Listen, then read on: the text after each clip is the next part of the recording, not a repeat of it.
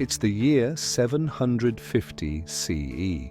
The royal Umayyad palace in Damascus, once a symbol of power and magnificence, is drenched with blood. Abbasids, who were allies, have turned into uninterrupted adversaries, overthrowing the caliphate and executing nearly every member of the Umayyad dynasty. Amid this chaos, a young prince, barely 20 years old, managed to escape. His name is Abdul Rahman. The Abbasids try to follow him relentlessly to eradicate the last traces of the Umayyad lineage. Abdul Rahman is racing through the Syrian desert, in the dark, with his heart pounding with fear. His loyal servants urge him to run faster as the Abbasid soldiers come nearer. The Euphrates River is flowing ahead, and with no time to hesitate, the young boy plunges into the river, his body fighting the current as arrows whistle past him. And finally, against all these odds, he emerges on the other side of the river, gasping for breath, but fortunately alive. Abdul Rahman was an escapee, but that night a leader was born who would one day carve out a whole new empire in the far-off land of Al-Andalus. Umayyad Caliphate at its peak was one of the most powerful empires in history. It was established in 661 CE, stretching from the Iberian Peninsula in the west to the Indus River in the east, including vast territories across 3 continents.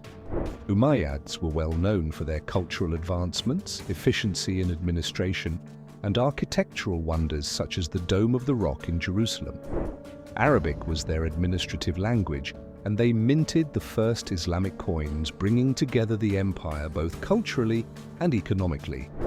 Despite their marvelous achievements, they had to face certain challenges due to their policies, as some people think that those policies favor Arab elites over non-Arab Muslims. This discontent sowed the seeds of rebellion, leading up to the Abbasid Revolution. Later, in 750 CE, the Abbasids claimed descent from the uncle of Prophet Muhammad S.A.W. and overthrew Umayyads in a bloody coup.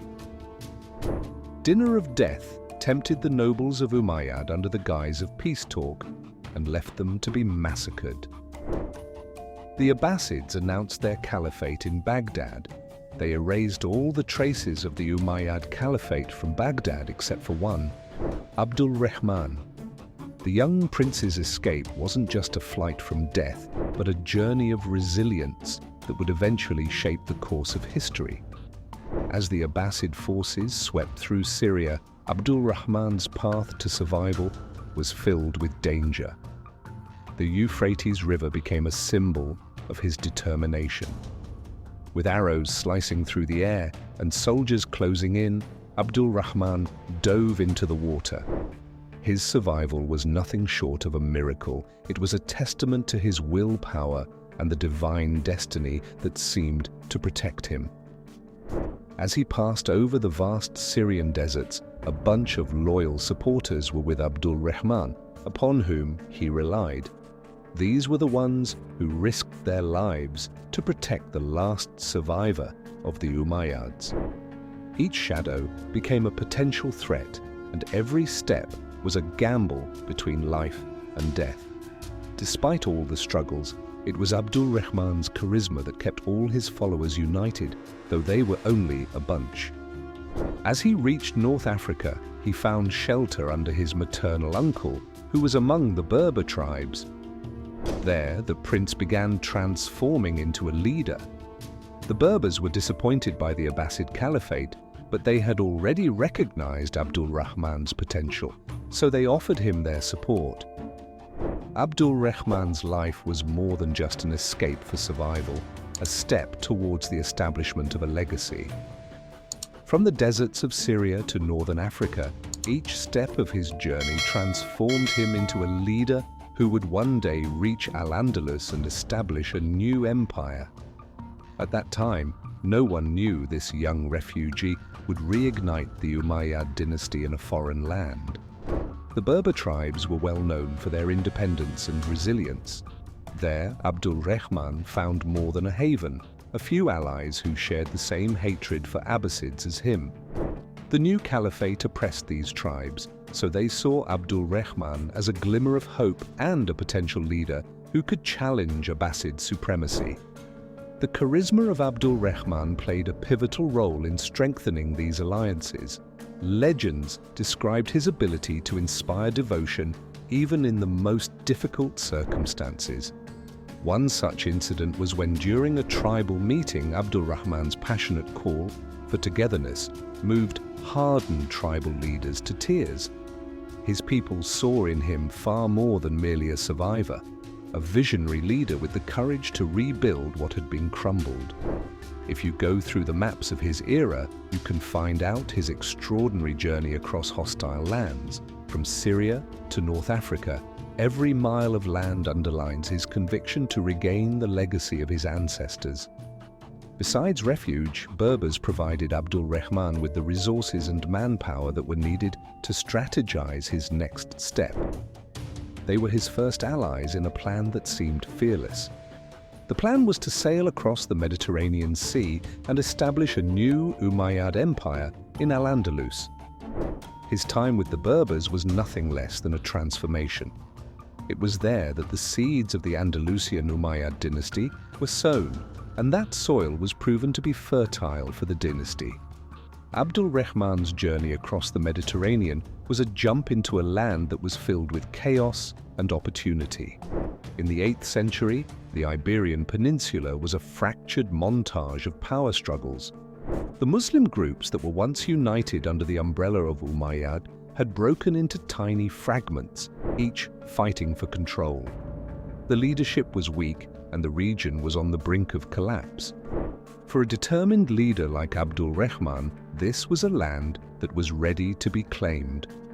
As Abdul Rahman set foot in Al-Andalus, he quickly realized that only brute force wouldn't suffice. The region's internal conflicts demand a blend of diplomacy and strategic acumen. He started to reach out to disillusioned groups and offered them not only a new ruler, but a vision of stability and prosperity. He was the only survivor of the Umayyads, which gave him credibility, and his charisma won over the hearts of millions. On the other hand, the military strategy played an important role. Besides being a skilled diplomat, the prince was also a tactician.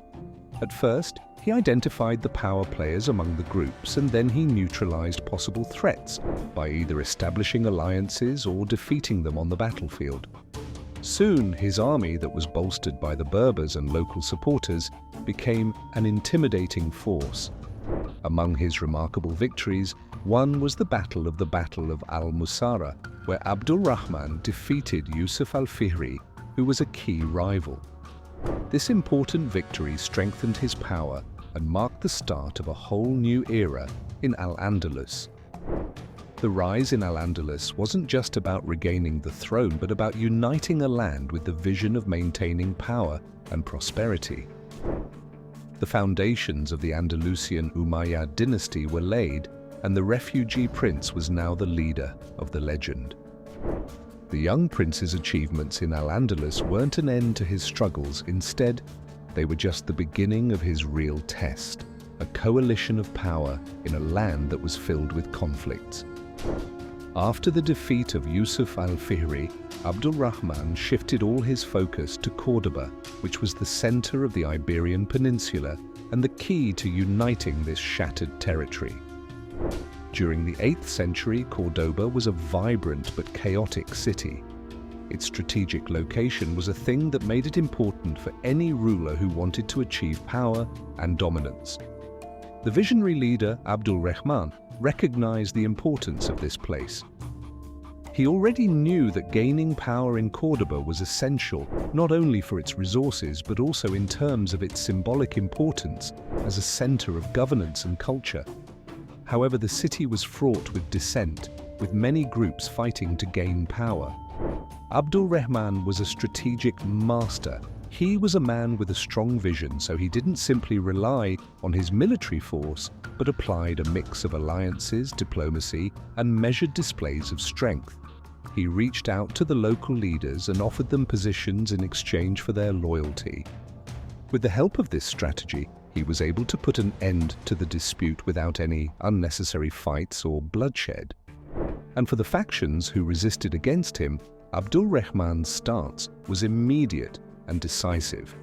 Battles, like those against the remaining rebel groups, underline his ability to merge strategic brilliance with an unyielding resolve. Near the end of 756 CE, the young fugitive prince of the Umayyads declared himself as the Emir of Córdoba. Under his government, Córdoba began to transform. From a city of chaos, it became a symbol of prosperity and stability. Abdul Rahman laid the strong foundations of what is going to become one of the most eminent eras in the history of Islamic world. The great Emirates of Córdoba wasn't just a political entity, but it was proof of the illusion of a man who rose from exile to lay down an enduring legacy. Abdul Rahman's journey from Syria to Al-Andalus is nothing less than a miracle. It's hard to believe how a young boy who escaped death and traveled across different continents built his empire on land that he had never seen before in his life. His journey across the deserts of Syria to the city of Al-Andalus wasn't just about survival, but regaining the lost legacy of his ancestors. He worked hard with exceptional strategies and made his vision come true. He defeated his rivals and proclaimed himself as an Emir of Córdoba. Abdul Rahman preserved the lineage of his forefathers and laid the foundation of another remarkable era in the history of Europe. Abdul Rahman had laid the groundwork for his dream, a united Al-Andalus, a country that will thrive with culture, power, and progress. But dreams as big as his don't come without enemies. His rise to power had already agitated many, and whispers of rebellion were spreading like wildfire. Within the chambers of Córdoba and beyond, plans were being made, swords sharpened, and alliances grouped together with one aim: to bring him down. Will Abdul Rahman's vision withstand the storms gathering? Can a fugitive-turned leader overcome rivals bent on his destruction, or will the fragile empire he built crumble under the weight of ambition and betrayal? As the tension builds, the fate of Al-Andalus is on a knife's edge. The question arises: will Abdul Rahman's brilliance and resilience see him through, or will history take a darker turn? The lone survivor of a shattered dynasty, Abdul Rahman had defied death, crossed deserts, and claimed Córdoba as his own. But as the dust of his victory settled, the real battle began. In a land riddled with betrayal and unrest, could a fugitive prince truly forge an empire? Or would the forces that hunted him in the past rise again to destroy his future?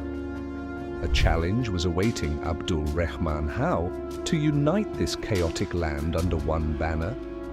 Al-Andalus was a turbulent region that was swaying in chaos, where Arabs, Berbers, and native Iberians vied for dominance. The Muslim conquest of Iberia had brought some opportunities to this region decades earlier, but also sowed the seeds of deep divides. Each rival group was hungry for power, and they turned on one another in endless conflict. Leaders rose and fell like waves on a stormy sea, incapable to unite the land or provide a solid vision for its future. Even when he laid the foundation for his government, conspiracies started to develop, threatening everything he had struggled for. Along with this disarray, there were social and cultural rifts. Arabs, who were initially in power, considered themselves superior, and they often had fights with the Berbers, the North African warriors. These tensions were further increased by the grudges of native Iberians, who were already struggling under the weight of foreign involvement. Instead of harmony, Al-Andalus was a cauldron of mistrust and competition, where every group was fighting for its share of influence. This lack of unity affected the economy badly. Agriculture stagnated, trade was delayed, and the absence of centralized governance left the land vulnerable to external threats and internal decay. Towns and cities that thrived under Visigothic and Roman rule were crumbling due to negligence. This was the picture of Al-Andalus when the young fugitive prince entered here, full of chaos. For the sake of unity, he would have to bridge divides and transform this territory into a symbol of strength and prosperity. All of this seemed impossible, but could he be able to truly overcome such deep-rooted disarray? Abdul Rahman saw in Al-Andalus what no one else could. For him, it was a land that was brimming with potential despite its flaws. It was a plain slate upon which he could write his vision of a unified and thriving state. He understood that forces alone could never hold together a territory so deeply divided. Al-Andalus wanted a leader who could inspire loyalty, build bridges, and create a unified sense of purpose. His great mission began with diplomacy. Abdul Rahman worked tirelessly to build alliances between the Arab factions and Berbers. He didn't demand blind commitment, but promised a future that would be stable and opportunities for those who will stand with him. He reached out to influential tribes, negotiated peace where possible, and offered positions of power to those willing to cooperate. His charm and persuasion was as vital as the sword he carried. But there were certain areas where diplomacy failed, so Abdul Rahman was never afraid to act decisively. His military campaigns were prompt and calculated, which targeted rival leaders who threatened his rule. His aim wasn't just to dominate, but he aimed to unite, ensuring that even his conquered enemies could find a place in Al-Andalus. Also, catering to tribal divisions was his most important task. Arabs and Berbers were made to understand that unity can be their only way to survive. Through his efforts, Abdul Rahman began to establish a weak but lasting unity between the people of Al-Andalus.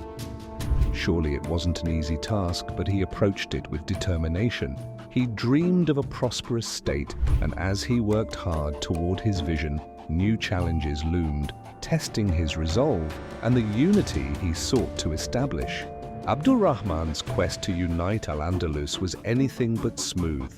His arrival and subsequent rise to power disrupted the fragile balance among the ruling elites, making him a target of rival factions. His each towards his vision seemed to spark another challenge, another betrayal, and another battle. Yet it was in these struggles that Abdul Rahman's smart strategies truly shone. One of his earliest and most decisive confrontations that we have already touched on in our previous episode was against Yusuf al-Fihri, the governor of Al-Andalus, who refused to relinquish power. Yusuf underestimated the young prince, dismissing him as an outsider with no real claim. Abdul Rahman responded not with rash aggression, but with careful strategy. He built alliances with dissatisfied Arab tribes and Berber warriors, forming an army strong enough to face Yusuf's forces. This clash ended up in the Battle of Al-Musara, where Abdul Rahman's tactical marvel and unyielding strategies secured his victory, and Yusuf fled. But this victory against Yusuf on the battlefield was only the start. Loyalty among his allies was flimsy at best. Many tribes who had fought alongside him did so out of convenience, not conviction. Abdul Rahman knew that trust could not be demanded, it had to be earned. He rewarded his supporters generously, granting them land and positions of influence, but he remained watchful for signs of betrayal. Even within his court, dissension cultivated. Few generals and governors tested his authority occasionally, believing they could manipulate the young emir. However, Abdul Rahman responded decisively, quelling disobedience without any hesitation. Yet, he ensured his punishments were seen as just rather than dictatorial. Although these struggles were alongside, Abdul Rahman's vision for unity began to take shape. Each victory, each act of diplomacy, and each confrontation cemented his grip on Al-Andalus. Still, the question lingered: could this fragile unity withstand the storms of division that continued to loom? Although Al-Andalus was slowly building under his rule, Abdul Rahman knew that to unite this land in true means, he required a strong and symbolic center for his empire. He wanted a place that would personify his vision. For this, he chose a city, Córdoba. At first glance, Córdoba may not seem like a perfect choice.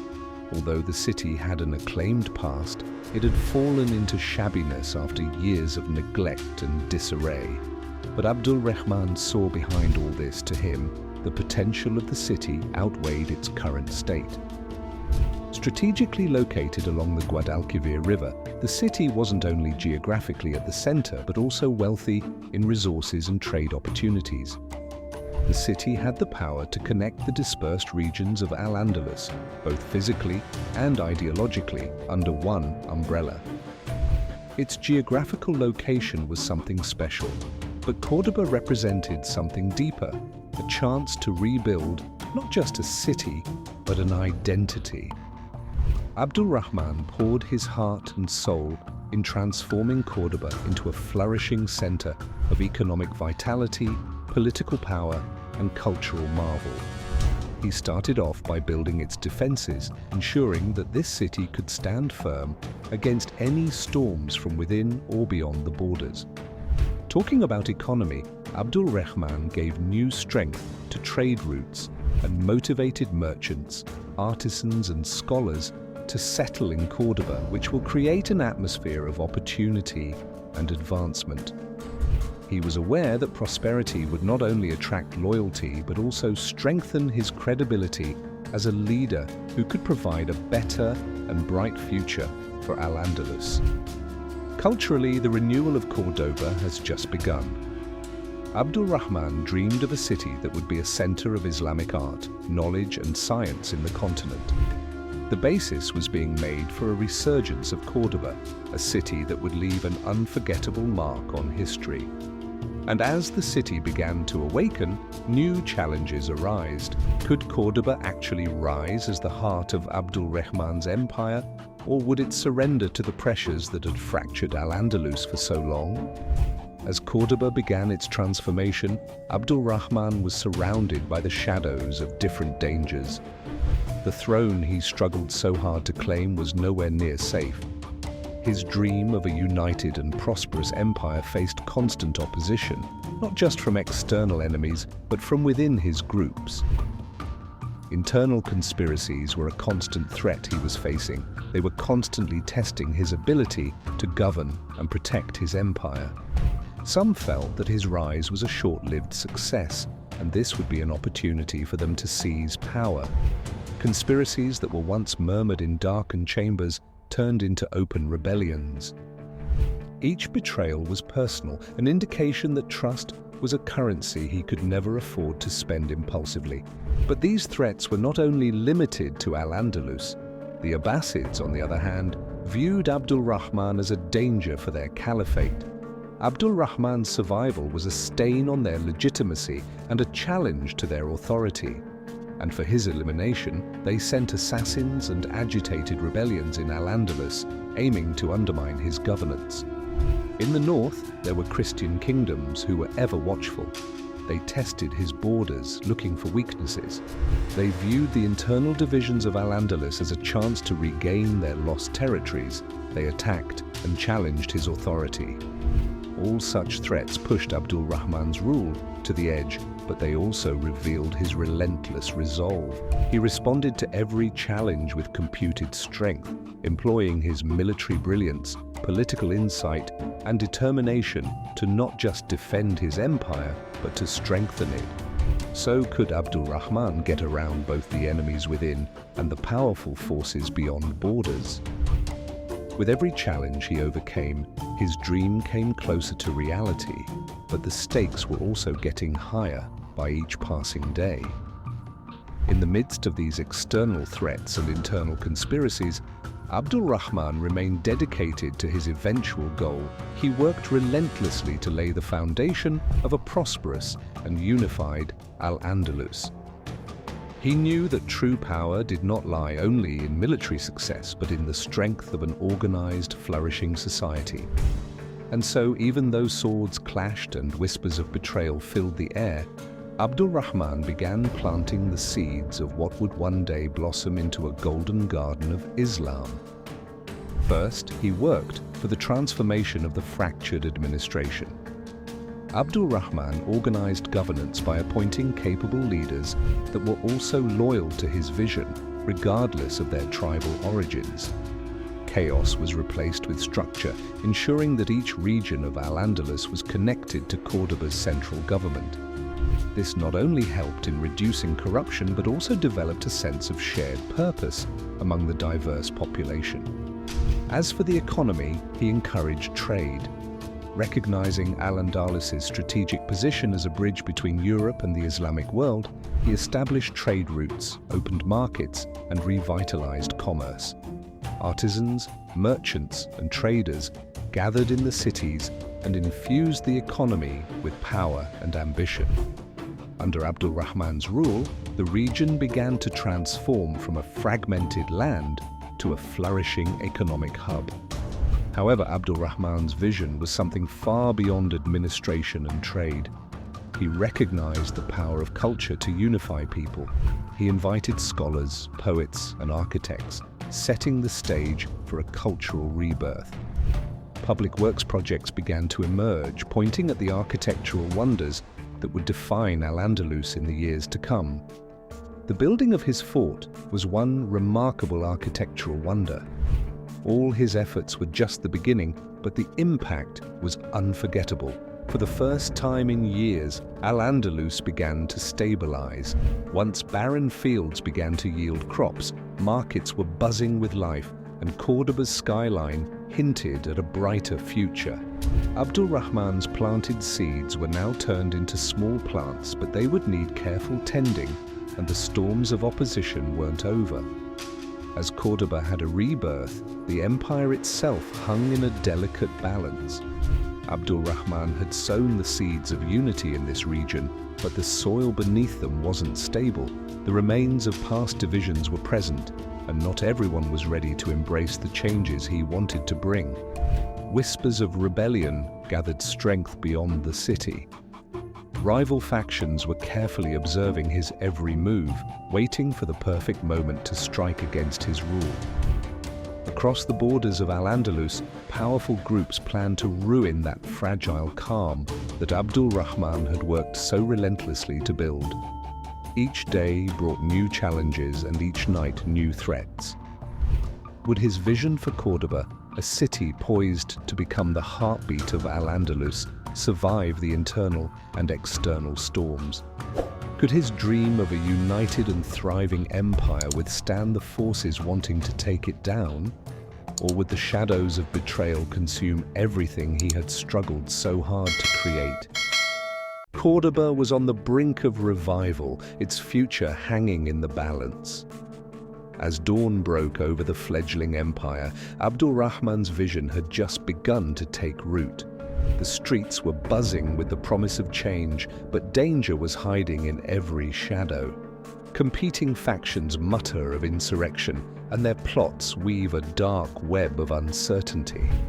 Outside the borders, enemies were waiting, ready to strip the fragile stability he had fought so hard to create. But in Córdoba, something flickered, a commitment to rise above the turbulence and fragmentation of the past. Amir's ambitions grew beyond survival. He envisioned turning this city into a glimmer of power, unity, and culture. An extraordinary empire. Folks, this is the story of Córdoba's metamorphosis, a story of resilience and brilliance.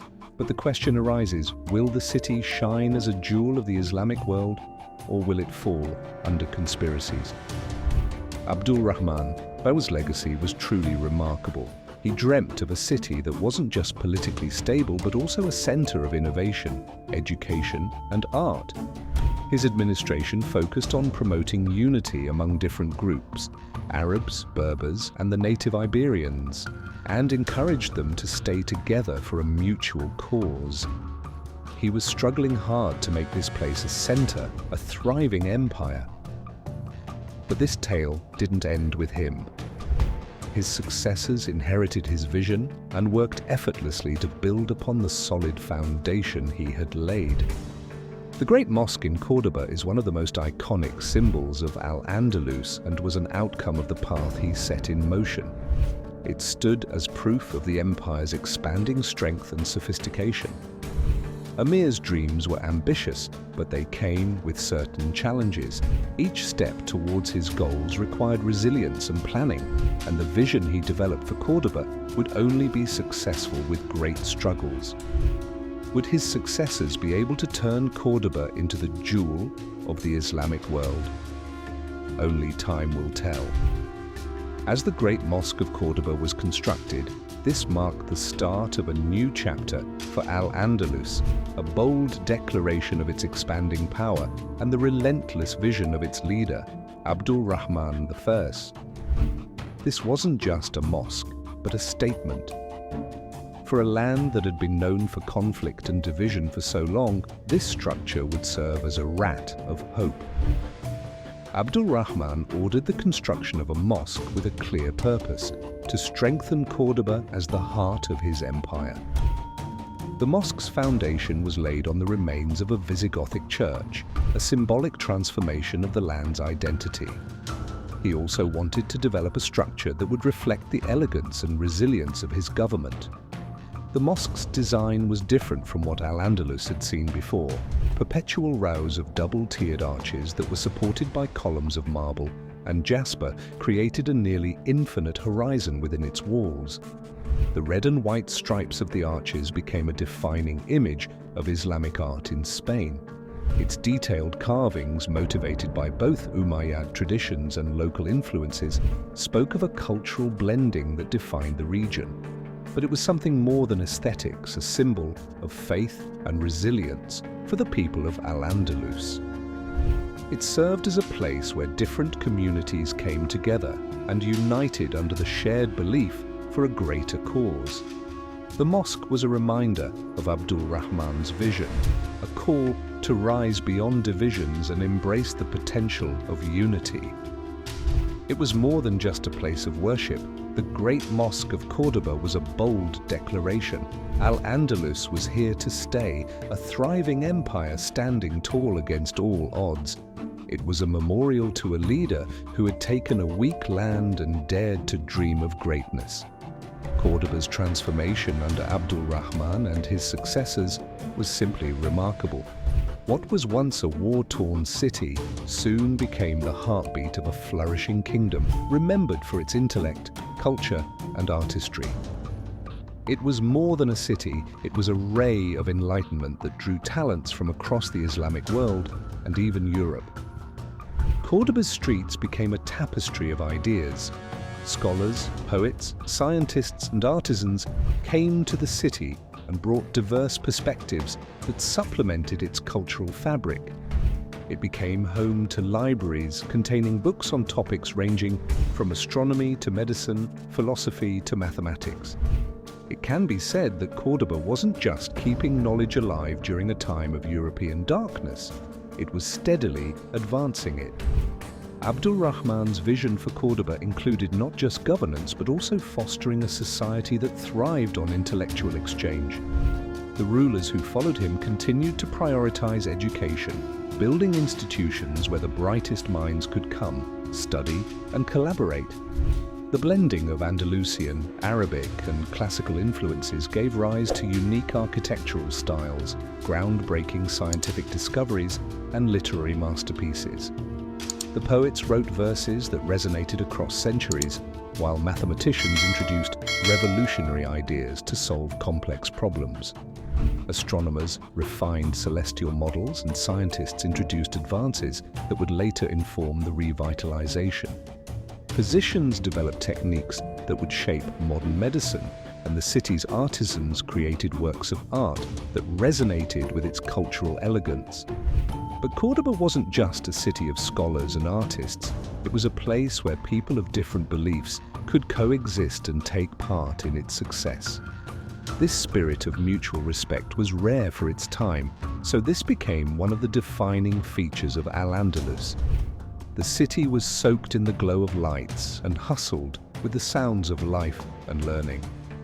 It became the testament to Abdul Rahman's vision, a united, flourishing empire where culture and knowledge thrived.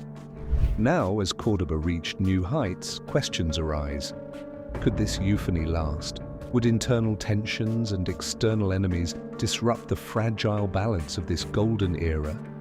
The city's brilliance was beyond question, but it was standing on a weak foundation, which makes its lasting success a tale still unfolding.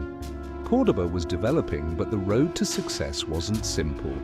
The earliest monarchs who followed in Abdul Rahman Daud's footsteps inherited a strong but fractious empire.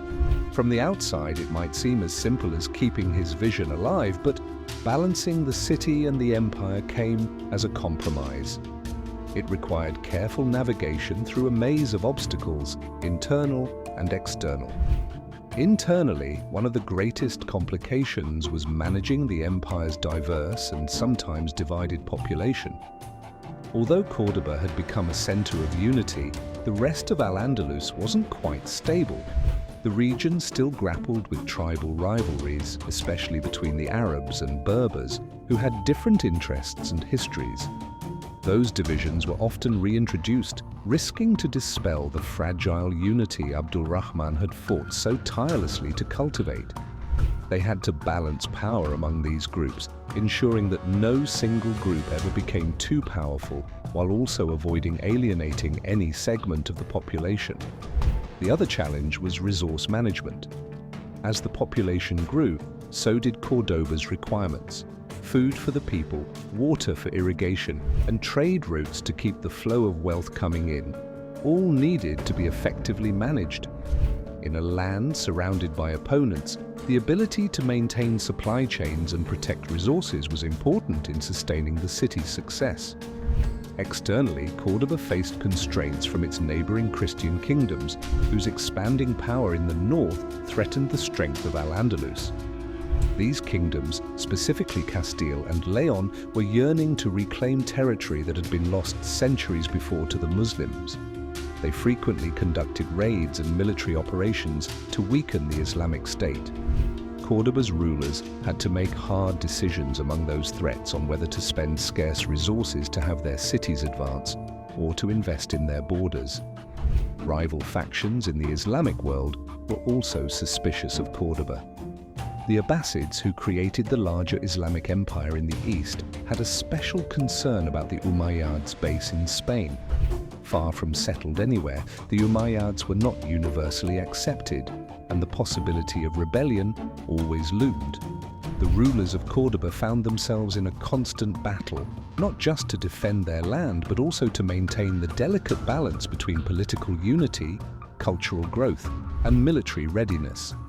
These initial struggles tested their rule and crafted the destiny of Al-Andalus. The empire was slowly flourishing, but its lasting success would depend on the elimination of the many obstacles in its way. Amid the disarray of medieval Europe, when most of the continent was covered in darkness, Córdoba stood as a dazzling ray of light. While the rest of Europe was mired in instability, ignorance, and isolation, Córdoba blossomed into a hub of knowledge, culture, and progress. It was more than a city, an example of how different peoples could coexist and thrive together. This transformation was at the heart of the Great Library of Córdoba, home to an impressive collection of ancient literature from the Greeks, the Romans, and the Islamic world.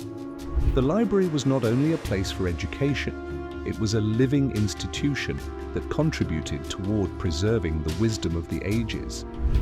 In those halls, the work of classical Greece and Rome was translated into Arabic to prevent the knowledge of the past from rotting away with time. Many such texts eventually reached Europe during the Renaissance, igniting a new era of intellectual inquiry. Córdoba's mosques and castles were also centers of cultural exchange. Architects, artists, and craftsmen from all over the Muslim world came to the city and contributed to its breathtaking architectural legacy. The construction of the Great Mosque of Córdoba was one of the most noteworthy architectural achievements of the era. Its extensive, complicated design and elegant use of light and space influenced not only Islamic architecture, but also European design centuries later. Additionally, the city became an initial center for scientific advancement.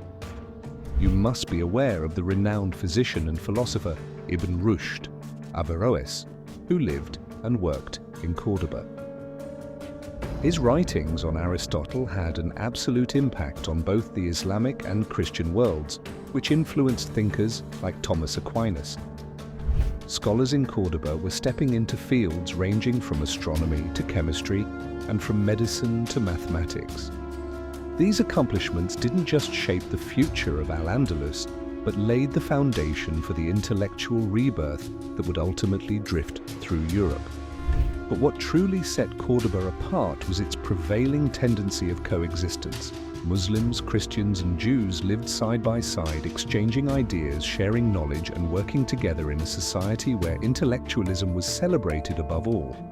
The city's openness to learning from other cultures made it a vibrant melting pot of ideas, all contributing to the flourishing of Al-Andalus.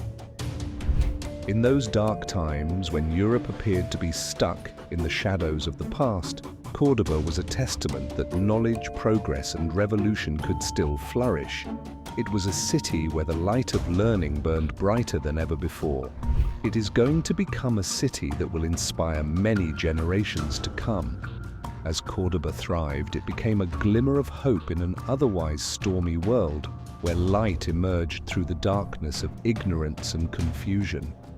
The seeds sown by Abdul Rahman and his mentors had put forth shoots into a growing, intellectual, and cultural powerhouse. Yet with greatness always comes the threat of downfall. Would the light of Córdoba endure in brilliance, or would the glooms of divisions, rebellion, and external threats prove too influential to overcome? They were following Abdul Rahman's footsteps, who had handed over to them a city which was not just a political capital, but the epicenter of a state with a multi-border influence that shaped the world. What a cost will arise as the ambitions of rulers clash with the harsh realities of governance, power, and survival? What happens next may write the destiny of Al-Andalus and perhaps redirect the course of history. Would this beacon of knowledge and prosperity survive? Or would it break down underneath the weight of conspiracies? Córdoba, drenched in splendor, now started to pulsate with the rhythmic pace of progress and enlightenment. The strife-torn streets echoed with the footsteps of scholars, poets, and merchants. Abdul Rahman's legacy now flourished in the full boom of a vibrant civilization under the golden sun of the cradle of culture and science. But every golden age carries with it the burden of its troubles. Prosperity brought with it the precarious balance of power, where ambition and unity often struggled against each other. The rulers who inherited this empire stood at a crossroads, tasked with preserving its brilliance while warding off the storms brewing both within and beyond its borders. What followed was something of the sublime. Al-Andalus, a beacon shining for all the world, minds from each corner of this earth flocked to it, but with the empire at its highest point, rumblings of disturbance began to be heard. Could that dazzling light in Córdoba stand against shadows that threatened to engulf it? The journey of Al-Andalus was long from over, and its golden hour only just upon it. It was in the golden age of Al-Andalus that Córdoba became an exceptional center of learning and chivalrous scholars worldwide. The city, amidst bustling new ideas for creating citizens from civilization, would resonate with poetry being sung, lutes strummed, and discussion held together in harmony. The surge of Arab traditions and Andalusian culture during their vibrant and robust life in Al-Andalus inspired poets to write about this period. Nature, love, and God were what their poems would talk about. This made the result a cohesive layer to a fragmented world. Cordoba used expansive poetry usage because it treats it not only as an art form, but rather as a culture itself, and parfait for people through public events. For example, musicians such as Ziryab from Baghdad brought an array of new instruments alongside new techniques, which not only revolutionized but completely enhanced the form of music. He paved the way for Europe to adopt a plethora of new traditions, all while sprinkling grace on Iberian chords. Antonio Galeetius, a Roman scholar, has said that Cordoba has had manuscripts of all civilizations in the world from India to Greece. The scholars at Cordoba would look for these incredible pieces and further stretch their walls. Astronomers, mathematicians, and philosophers like Al-Zarawi and Ibn Tufayl made tremendous innovations that drew intellectuals from China and Europe. Cultural progress wasn't restricted to the elite.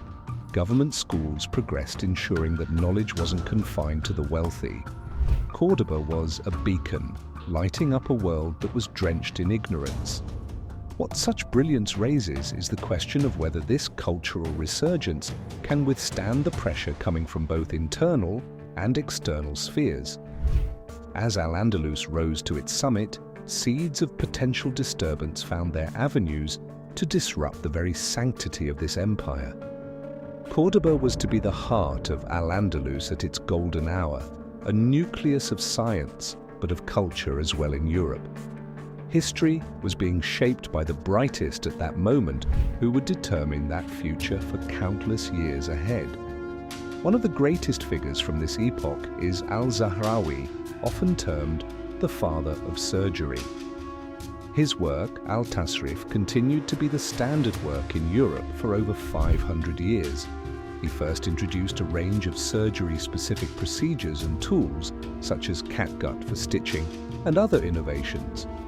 He did not confine himself merely to theory. Instead, he left a very subtle influence on the advancement of medicine. There's Ibn Rushd, yet another brilliant mind. The philosopher and scientist connected the ideas of Islamic theory with Western. His commentaries on Aristotle helped form a comprehensive revision of classic Greek philosophy in Europe. He marked contributions he left in the areas of medicine, astronomy, and law. Thereby, he cemented himself to be the man of letters indeed. Astronomy was also developed by Andalusian scholars who perfected astronomical instruments and made acute observations about the movement of celestial bodies. Their work formed the basis for later European discoveries. Mathematicians built upon earlier works from the Islamic world and made certain advancements in the field of algebra and geometry. Architecture flourished also as science and art flowed into each other so smoothly. The great mosque of Cordoba, whose magnificent arches and intricate decorations amazed the beauty in it, was a feat of engineering par excellence, which exemplified new and advanced techniques of construction and geometry. We discussed it at great length in our previous episode. These achievements did not happen in a vacuum. Scholars from diverse cultures and faiths labored tirelessly, sharing ideas and creating a cultural melting pot of knowledge. It was an era when scientific and innovative endeavors bloomed and reminded all of the boundless potential of human collaboration. However, in such brilliance, there were challenges there, threatening to destroy this era of incredible growth. This golden period of Al-Andalus was not only related to cultural and scientific advancement, but it was a period of remarkable economic growth. Cordoba was the heart of the empire, which became a hub of flourishing trade networks that connected the Islamic world with Africa, Asia, and Europe, creating a good flow of ideas, goods, and wealth. The silk trade routes brought fine silk, spices, precious metals, jewelry, and other luxuries to Al-Andalus, which the markets developed into commercial centers. The mercantile exchange between different regions was also made through merchants coming to local markets in Cordoba for buyers of goods from Africa and spices from Asia. Its position thus gave it a crossing of world nature, which contributed to settling it as a commercial center. This economic growth was further navigated with agriculture. Leaders in Al-Andalus created a superior irrigation system comprising aqueducts and water wheels that turned arid grounds green. Since such land had begun to be irrigated, farming on them made way for fruits such as orange and lemons, sugarcane and cotton. Apart from supplying all their household needs, these products had to be exported outside to meet other people's requirements. Agricultural improvement boosted the economy and set a foundation for the empire's affluence. Córdoba was a producer of prosperity. Life in the markets buzzed because artisans, merchants, and farmers brought out their goods. The liveliness of the economy was reflected in the city's streets, lined with shops and workshops, producing everything from textiles to exquisitely wrought metal work. The proceeds from these industries served to erect fantastic buildings, such as the Mezquita and Great Mosque, and fed into the merely pandemoniac developments within the booming cultural and intellectual life of the city. It was a time of economic prosperity and proof that Al-Andalus, with its creativity and resilience, stood as a trade and advancement center. However, wealth and influence often bring about their own troubles, and it raises the question, could this golden era last against the strain arising from within and beyond?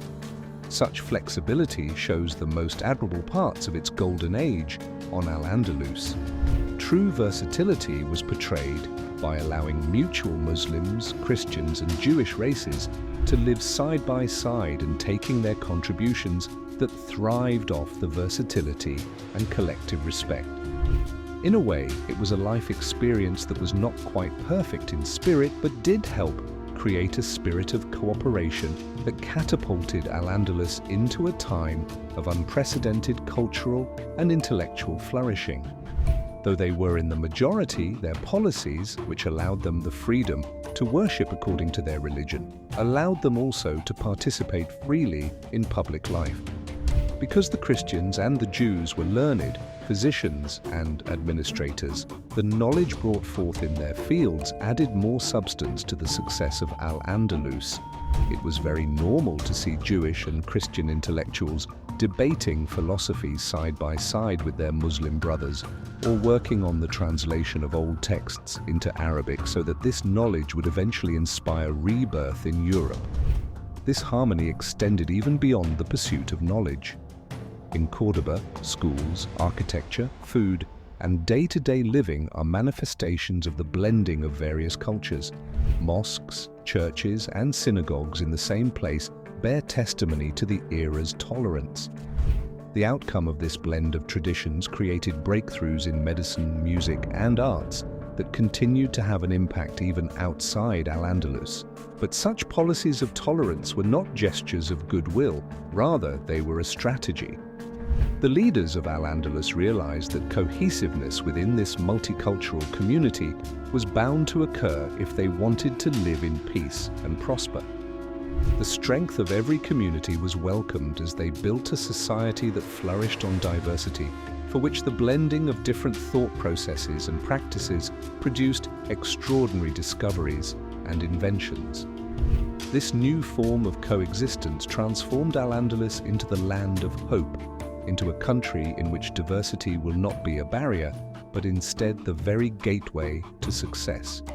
However, history so often demonstrates that even the most harmonious society was not beyond its challenges. Will this sensitive balance end or be tormented by forces of division and disturbance? It was when the world witnessed it being hanged in its golden age. Córdoba stood for potential humanity, a city that represented the bustle of knowledge, prosperity, and abundance in its bazaars with wealth, a people with a vision for mutual success. Scholars set out the skies, poets wrote a beauty to place, architects, dreams turned stones, all those under the broad umbrella of uncommon prosperity. But history whispers a warning, with every peak there comes a cliff. As Al-Andalus grew more powerful, so did the forces that sought to unravel its unity. Could a society built on such delicate coexistence withstand the mounting pressures of ambition, envy, and external threats? Would the brilliance of Córdoba's golden age endure, or would it be dimmed by the storms gathering on the horizon? Al-Andalus had reached an extraordinary height. It was a golden age when Córdoba was marked as the unmatched jewel of the Islamic world. The streets were humming with the melodies of poetries, the bustling markets, and the wisdom of scholars who had shaped the entire future of humanity. The unity that was fostered under the vision of rulers transformed the region into a beacon of knowledge and hope, connecting the continents and cultures. Unfortunately, even the brightest star faces an eclipse someday. Beneath the surface of this thriving empire, cracks were beginning to form. The weight of rivalries, ambitions, and struggle for power had started to weaken the foundation that was once carefully laid by the fugitive Prince Abdul Rahman and his successors. That once united empire was now teetering on the brink of destruction. The caliphate's grip was weakened, so the whispers of rebellion and independence began to get louder and louder. The unity that had once turned this empire into an economic and cultural hub began to untangle, and the landscape was on the way to a weakened state. How did the so powerful empire begin to fall apart? What forces caused the empire to splinter into small rival kingdoms and were going to change its fate? The answers to these questions lie in the turmoil ahead. The magnificence of the Umayyad Caliphate, which had brought Al-Andalus to its crowning point, soon began to falter. Beneath the surface of its glory, cracks started to form on the very structure that had kept Al-Andalus unified for decades. This decline of the central authority wasn't sudden, but a gradual untangling, fueled by internal conflicts and scaling challenges. The demise of a strong caliph often caused the beginning of instability, with succession crises becoming a continual theme. Rival groups that were within the royal court started to vie for power, each wanting to place their preferred one on the throne. Such internal disputes over power began to weaken the caliphate's ability to rule effectively, which eventually left room for dissatisfaction to decay among the provinces. Government inefficacies supplemented to erode the foundation of unity. When corruption spread within the bureaucracy, tax revenues decreased, and the resources needed to maintain the empire's large network began to lack. The provinces that were once loyal to Córdoba soon began to assert their independence, encouraged by the weakening grip of the central government. Important figures also played an important role in this decline. Hisham II, whose dominance was troubled by betrayal and manipulation, became a symbol of the caliphate's weakening power. The rise of powerful viziers such as Al-Mansur brought temporary victories, but he also centralized authority away from the caliph and further destabilized the balance of power. What was once a glimmer of unity was now standing on the brink of division as the threads of cohesion started to detangle.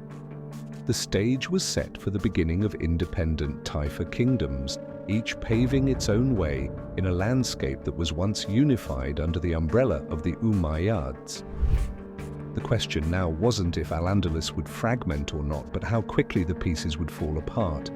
As the Umayyad Caliphate weakened, Al-Andalus was shattered into smaller and independent kingdoms that were known as Taifas. This division marked a new era in the history of Al-Andalus, the one defined by both political rivalry and cultural brilliance. These Taifa kingdoms came up as regional powers, each guided by ambitious leaders who were eager to maintain their independence. Granada, Seville, Toledo, and Zaragoza became prominent centers displaying the distinctive ambitions and strengths of their leaders. These states were usually governed by the local elites, which included previous military commanders, provincial governors, and people from influential families who grabbed the opportunity to establish their own domains as the central authority was absent. Seville was under the rule of the Abbasid dynasty, became prominent quickly, and became one of the most wealthiest and influential among Taifas. Its rulers invested heavily in arts and culture, turning it into a center of Andalusian music, poetry, and architecture. Concurrently, Granada, nestled in the mountains, took advantage of its strategic location for trade and defense, which made Granada a powerful and resilient kingdom. Toledo has a history of rich culture and became another significant Taifa. Its leaders invested in alliances and fostered a unique blend of Christian, Muslim, and Jewish traditions. Zaragoza was in the north, and it emerged as a military stronghold that defended against the Christian kingdoms that invaded from the north. But these fragmentations came at a major cost. The rivalries between these taifas became a defining feature of that time. Every kingdom was chased down to expand its influence and territory, at the expense of its neighbors. Rulers schemed to gain power, and in this race alliances were formed and broken with an alarming regularity. In some cases, they even chased down the support of external powers, including Christian kingdoms in the north, to fracture their neighboring taifas. Although the rise of the Taifa kingdoms brought a renewed focus on art culture and intellect, it also left Al-Andalus vulnerable. The absence of one unifying government meant that these smaller kingdoms weren't prepared enough to face external threats. At the same time, the expanding power of the Christian kingdom in the north took a larger shape, and the divisions among these taifas would ultimately become their vulnerable spot. In this weakened landscape, the once united Al-Andalus stood at a crossroads. Although the vividness of these Taifa kingdoms shone brightly, but the rivalries among them cast even larger shadows over their collective future.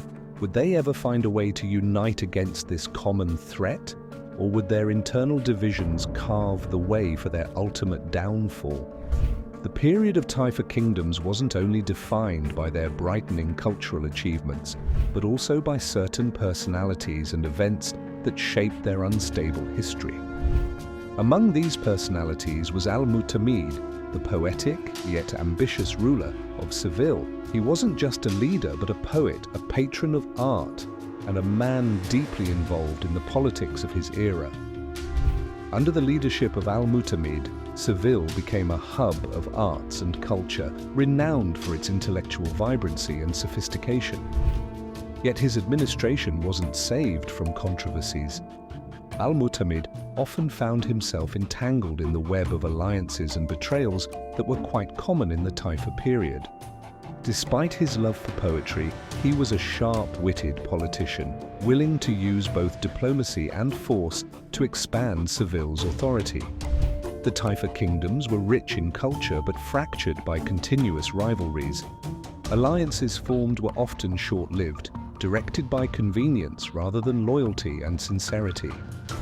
As an example, Al-Mu'tamid was allied with the Christian kingdom of Castile and paid tribute to King Alfonso VI in exchange for their military support against rival taifas of Seville. But the alliance was a double-edged sword. It drained Seville's strongbox and increased reliance on external powers. One of the delineating events of this era was the growing threats from the Christian kingdoms residing in the north.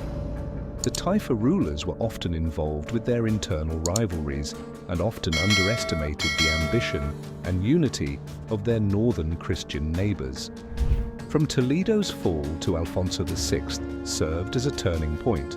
It was a blow that wasn't just limited to the Taifa states, but to the whole Muslim world, demonstrating the fragility of Al-Andalus. Later, in response to this threat, several Taifa rulers, including Al-Mu'tamid, took a desperate step. They invited the Almoravids, a Berber dynasty, from North Africa to intervene. This step temporarily halted the Christian advance, but it also came at a cost. The Almoravids, once invited, did not leave Al-Andalus. Instead, they took control of this region and ended the independence of the Taifa kingdoms. The period of Taifa was as dramatic as it was short-lived. It was an era when rulers like Al-Mu'tamid were pursued to balance survival with ambitions, creativity with politics, and unity with divisions. But as the Christian kingdoms began to intervene and Almoravids arrived, it became prominent that the delicate rule of Taifa kingdoms could never last forever. Their story was of glory and decline, brilliance and betrayal, which left an erasable mark on the history of Al-Andalus and also the Islamic world. Although Al-Andalus was politically divided during the Taifa period, the cultural and economic life of the region continued to thrive in unexpected ways. Each Taifa kingdom, in a race to outshine its rivals, spent heavily on arts, architecture, and intellect, which turned competition into a catalyst for cultural excellence. Also, the fragmentation of Al-Andalus into smaller kingdoms did nothing to its connection to world trade networks. On the flip side, cities like Granada, Seville, and Zaragoza maintained flourishing markets. They trade goods like spices, silk, and precious metals. The kingdoms competed to captivate merchants from all over Europe, the Middle East, and Africa, and ensured that Al-Andalus remained an important center of commerce. However, the absence of a central government also meant additional tariffs and occasional disputes over trade routes, which sometimes became hurdles in economic stability. One of the paradoxes of that era was how political instability fueled a golden era of culture. Taifa leaders were eager to legitimize their own governments and outshine their neighboring Taifas, so they became generous patrons of the arts. Cities like Toledo and Seville grew as cultural capitals where poets, musicians, and scholars thrived. For instance, the court of Al-Mu'tamid in Seville became a center for poets and writers, and they produced some of the most distinguished works of Arabic literature. Toledo was known for its intellectual vibrancy. The fusion of Muslim, Christian, and Jewish traditions created a distinctive environment where knowledge transcended boundaries. The translators of this city preserved and expanded Roman, Greek, and Islamic scientific texts, which later played an important role in the rebirth of Europe. For the public, life under the Taifs was a blend of change and continuity. Although the absence of central authority sometimes led to instability and higher taxes, local leaders often sought to manage prosperity to legitimize their rule. Urban centers continued to bustle with activity, and the countryside saw innovations in the agriculture sector, such as advanced irrigation techniques introduced during the Umayyad period to ensure food security for several regions. Regardless of political disagreement, the people of Al-Andalus showed remarkable resilience. The local communities adapt to changing rulers and shifting fidelities, while continuing to take part in the region's cultural and economic advancement.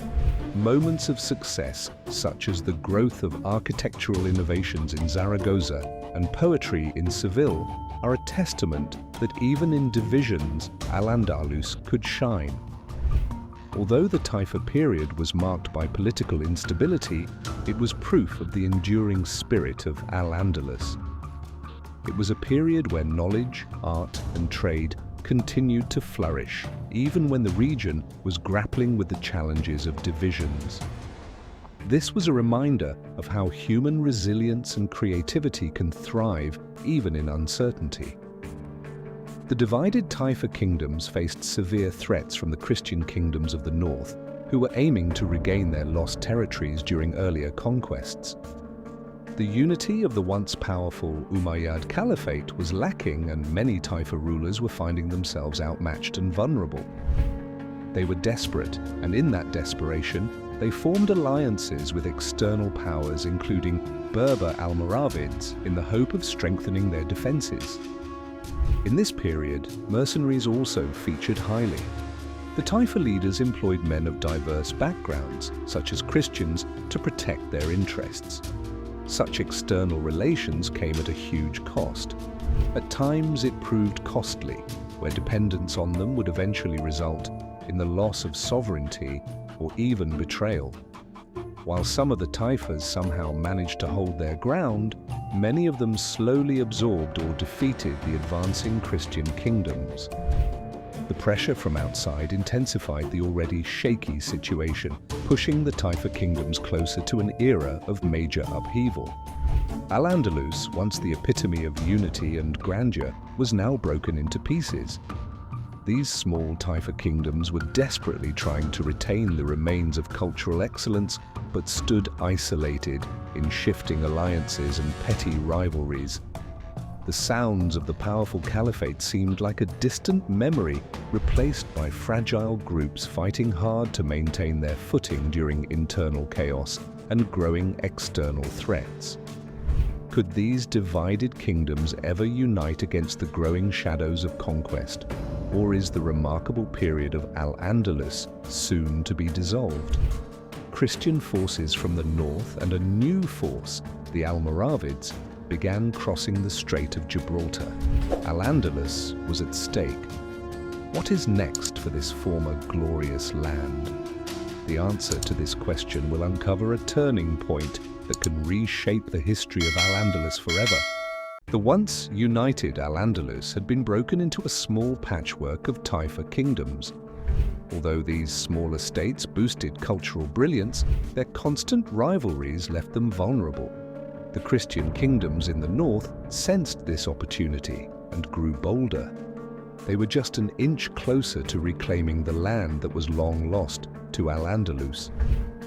Each Taifa was fighting hard to maintain its position. It had no choice but to hire mercenaries or form uneasy alliances to survive. However, this instability was not limited to external threats alone. Within the Taifa state, power struggles and short-lived ambitions weakened any hope of unity. Al-Andalus was now on the brink of collapse, and so during these critical moments, salvation came from the east across the sea. The North African Almoravids and later the Almohads promised to bring back order and resist the advances of Christians. Would these powers be the saviors Al-Andalus needed, or would they bring their own brand of dominance? The story of resurgence now begins. The Almoravids were a Berber dynasty from North Africa, which became a force defined by its strict adherence to Islamic principles and a commitment to religious reform. Their leader, Yusuf ibn Tashfin, was a visionary commander who sought to purify Islamic practices and establish a unified rule under the banner of faith and discipline. As the Taifa kingdoms of Al-Andalus crumbled under Christian advancement, desperate for salvation, some of these rulers looked beyond their borders. The threat posed by the northern Christian kingdoms was identifiable to the Taifa leaders, who sent pleas for help from the Almoravids. The turning point came in 1086 when Yusuf ibn Tashfin crossed the Strait of Gibraltar with his army to confront Alfonso VI of Castile at the Battle of Sagregas. Almoravids killed Christian forces, weakening the expansion and giving a reprieve to Al-Andalus. This victory introduced a new era as Yusuf ibn Tashfin extended his dominance over the Taifa states and united them under his rule. Their existence in Al-Andalus brought in military power and stability, but soon Almoravids' strict regime and religious intolerance would clash with the diverse culture of Al-Andalus. Under their leadership, Christian reconquest was put on hold, but new questions arose. Could Almoravids truly combine with the complex society of Al-Andalus, or would their rigid approach plant seeds of conflict within the empire? The answer to these questions would soon unfold as their rule continued. Almoravids came with a tidal wave of reforms that changed the cultural and political face of the region. It was an age of promise in administrative centralization and religious conservatism. Leader Yusuf ibn Tashfin of Almoravid attempted to bring unity to a divided region through the replacement of the Taifa kingdom's dispersed form of government with a more orderly one. This would make governance in terms of religious reforms their hallmark. The Almoravids advocated for the strictest forms of Islam interpretation, and enacted legislation along the lines of this reform agenda. This served to instill discipline, but created friction with the more cosmopolitan, heterogeneous culture of Al-Andalus, stress that was also manifest in the unity that they tried to achieve. The Almoravids were powerful on the battlefield. They halted the Christian advance and secured strategic territories, thus ensuring the survival of Muslim rule in the region. They fortified Al-Andalus against external threats, creating a period of relative security. Economically, they brought stability and wealth due to the control of trade routes spanning North Africa to the Mediterranean. Commerce flourished anew in Córdoba and in other cities through their markets as goods from Africa, Europe, and Asia passed through these markets. Culturally, the stern rule, however, kept at bay certain artistic and intellectual pursuits in the initial stages. Instead, the assimilation and patronization of the very rich traditions of the region arrived much later, due to integration into the Al-Andalus system. The Almoravids had established a basis for a united Al-Andalus, but their unyielding attitude furthered seeds of discontent. Indeed, their achievements were undeniable, but the question remains: could they successfully reconcile reform and the heterogeneity of the territory of which they now stood in charge, or would their rigidity ultimately prove to be a cause of their downfall? The Almohads mark a dramatic shift in the trajectory of Al-Andalus's history. A rival Berber movement that originated from the Atlas Mountains of North Africa, they were even more puritanical in their interpretation of Islam than the Almoravid leaders. They were motivated by an ideology that was based in religious moralism, and they preached a return to what they considered to be the unadulterated practices of the faith. In grabbing on to the fast-growing discontentment of the Almoravid rigid government, they laid down a significant oppressive military might by consuming the northern areas of Africa inhabited by the Almoravids and spreading all through Al-Andalus. Until the middle 12th century, the power of the world went to the account of the most powerful Muslim establishment during the reign of the Almohads.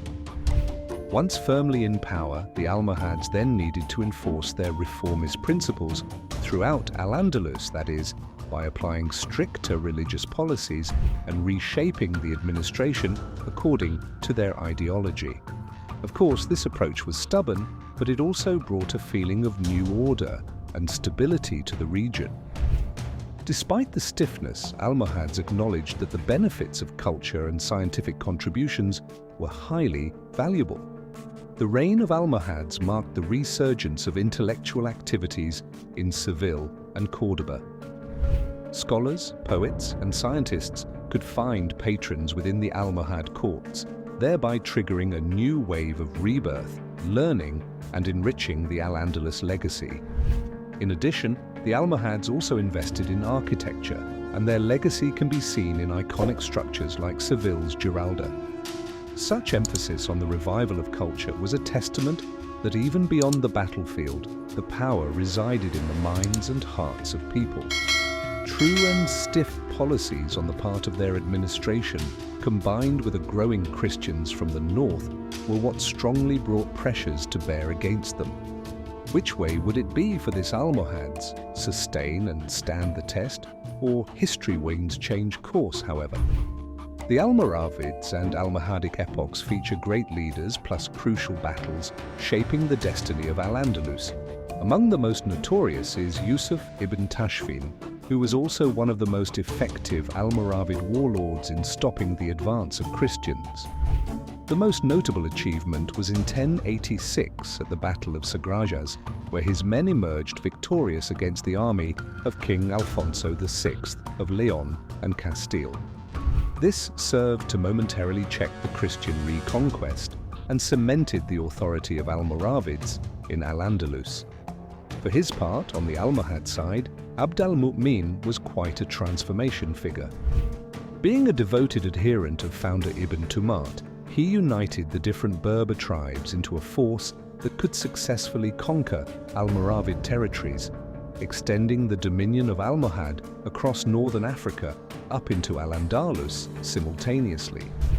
He thus laid the foundation for a new rule of centralized reform. During the period, some other battles took place that greatly contributed to the turbulent history of the region. With Sagrajas conquered, the Almoravids continued with a series of campaigns to cement their position not only against the Christian kingdoms, but also against the Taifa states, which turned rebellious. The Almohads had their share of battles, among them the ones they faced with the few remaining Almoravid loyalists and mounting Christian pressure from the north. These were not only military conflicts, but also marked the political and cultural turning point of Al-Andalus. The influence of personalities like Yusuf ibn Tashfin and Abd al-Mu'min, along with the fruit of their wars, paved the way for the final collapse of the Muslim rule in Iberia. Were the victories and the reforms enough to save their empires, or were they just reprieve of the inevitability of the tide of history? Not only conquest, but also impressive cultural gains were to be recorded in the Almohad era. Philosophy and science thrived under their leadership, especially with mighty figures such as Ibn Rushd. A philosopher, physician, and commentator, Ibn Rushd's works filled this gap between the Islamic thought system and classical Greek philosophy, largely influencing thinkers in Europe as well as across the Islamic world. His interpretations of Aristotle became a cornerstone of intellectual discourse in both Christian and Muslim territories. In terms of architecture, this period achieved new heights when landmarks were being built that can inspire awe still. The Giralda in Seville original minaret for the mosque is a beautiful example of how brilliant Almohad architects were.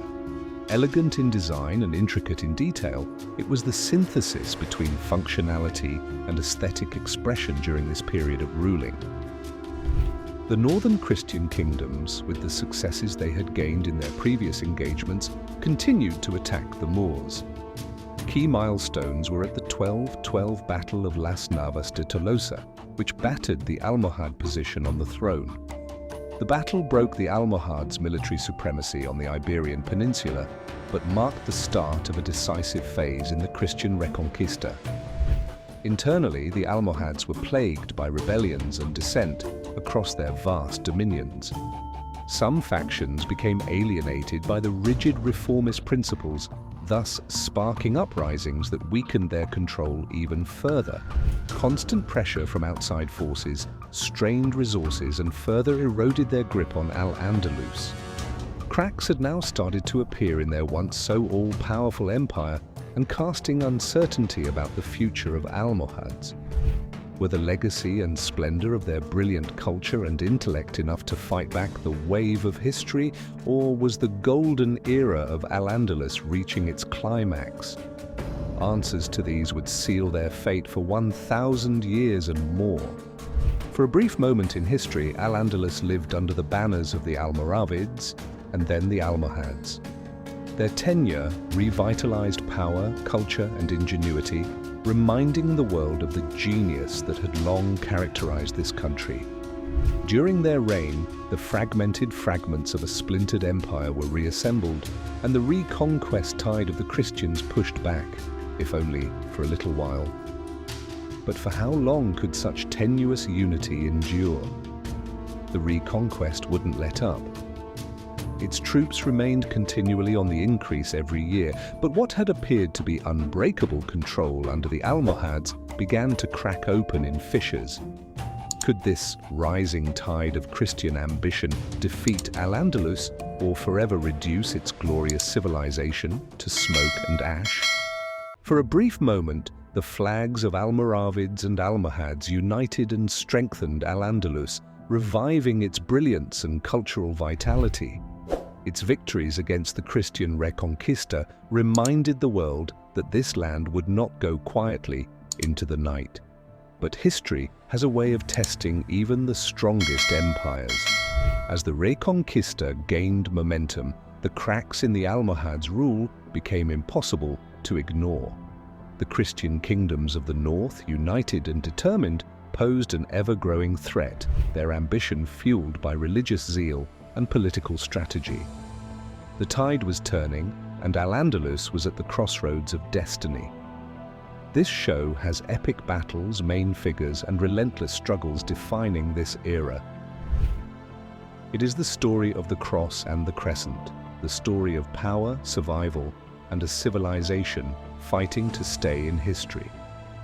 The clash begins.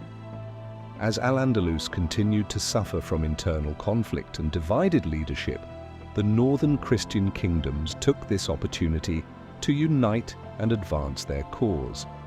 Once rivals, Castile, Aragon, and Navarre began to find common ground in their shared religious fervor and territorial ambitions.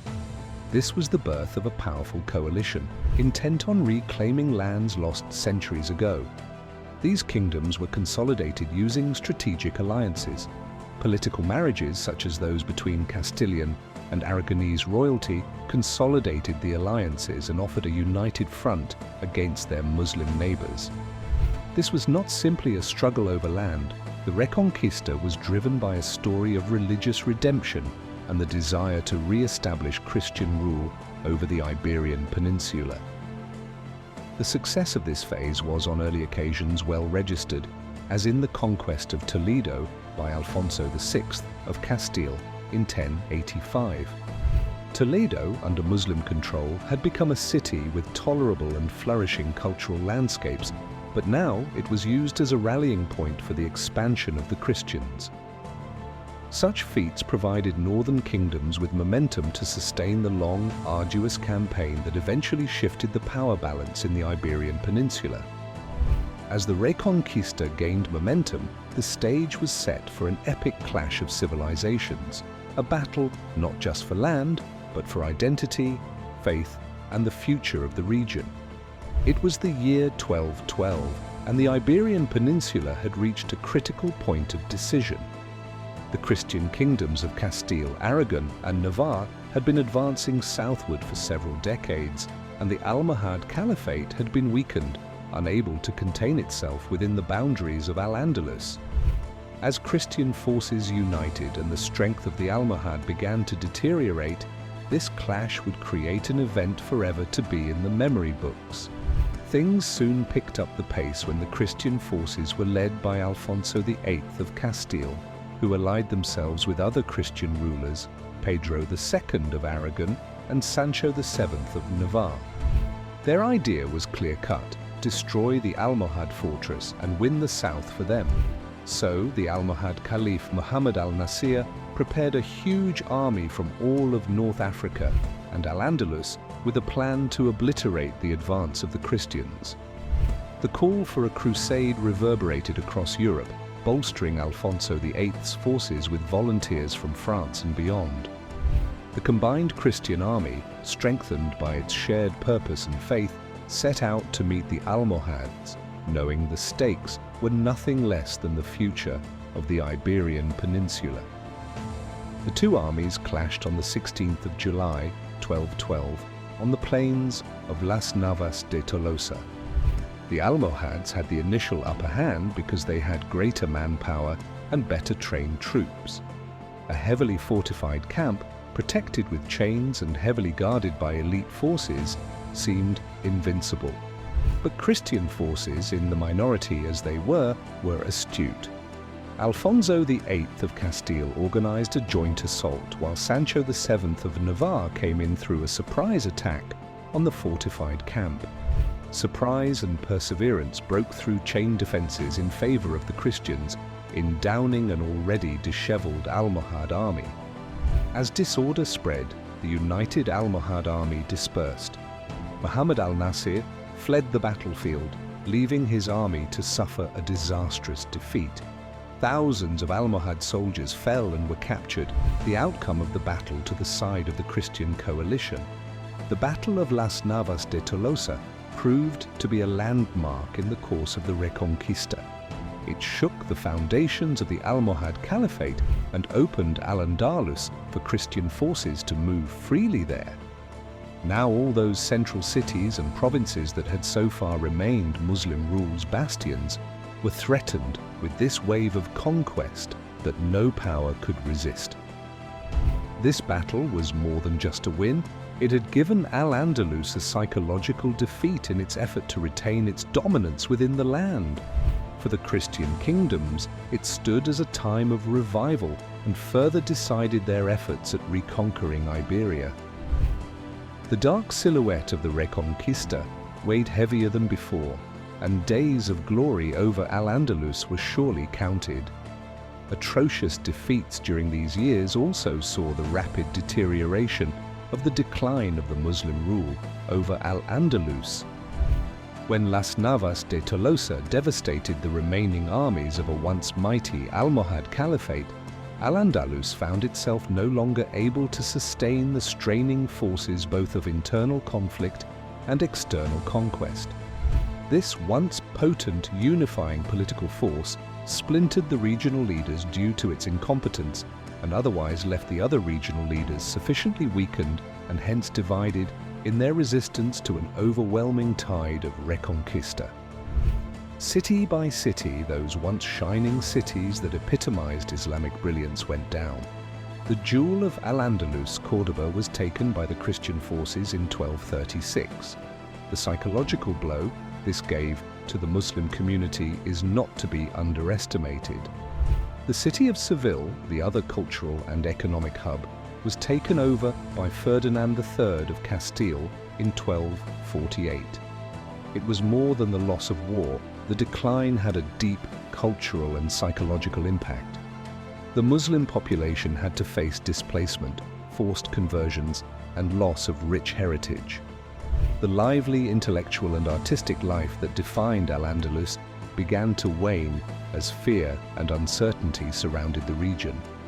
For the remaining inhabitants, the dream of a united and prosperous Al-Andalus became impossible, sad reminder of how fragile even the greatest civilizations could be.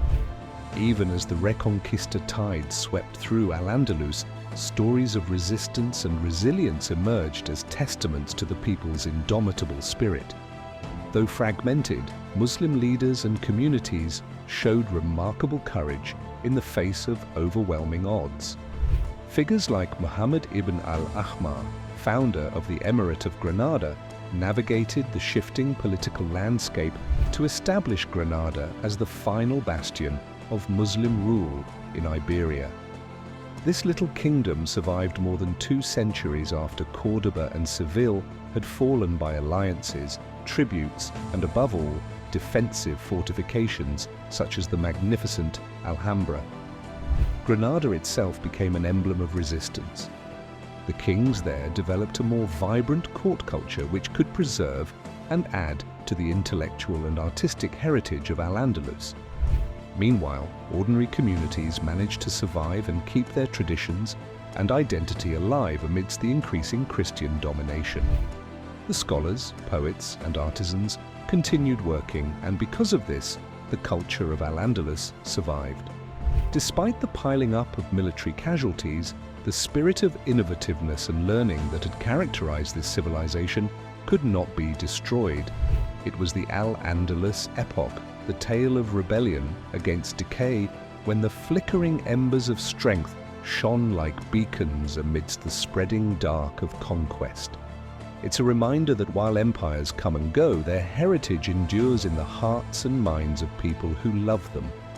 Religion played a great role in defining the Reconquista narrative, hence becoming a powerful tool for the mobilization of the people on both sides, Christian and Muslim. For the Christian kingdoms of Castile, Aragon, and Navarre, the Crusader mentality remained central to their efforts. It was not just a military campaign, but rather a holy war to recover the Christian lands from the infidels. The Pope's benedictions and promises of indulgences were mobilized for Christian knights and soldiers, so the conquest of Al-Andalus would seem to be a divine mission. Symbols and slogans with religious overtones were rampant, and victory was considered an implementation of God's will. On the other hand, Muslim rulers of Al-Andalus also made religious rhetoric to inspire resistance. Muslim leaders called the spirit of jihad or struggle in the path of Allah, a rallying cry to defend their Muslim lands. Muslim leaders, such as the Almohad caliphs and their successors, employed the ideology of jihad to legitimize the military campaigns and to call up the Muslim population. This was more than a call to arms for territorial integrity. It was, rather, an affirmation of faith and identity as well against encroaching forces of Christianity. Both parties use faith as grounds to justify their cause and at the same time install a sense of responsibility and service among them. It not only built a ground for the spiritual phenomenon, but emerged also as a force that could shape war performance as well as history. Holy zeal by both the belligerents made the fight even more bitter and harsh. They would both consider their battle as not one for the cause of politics, but indeed to have God's pleasure.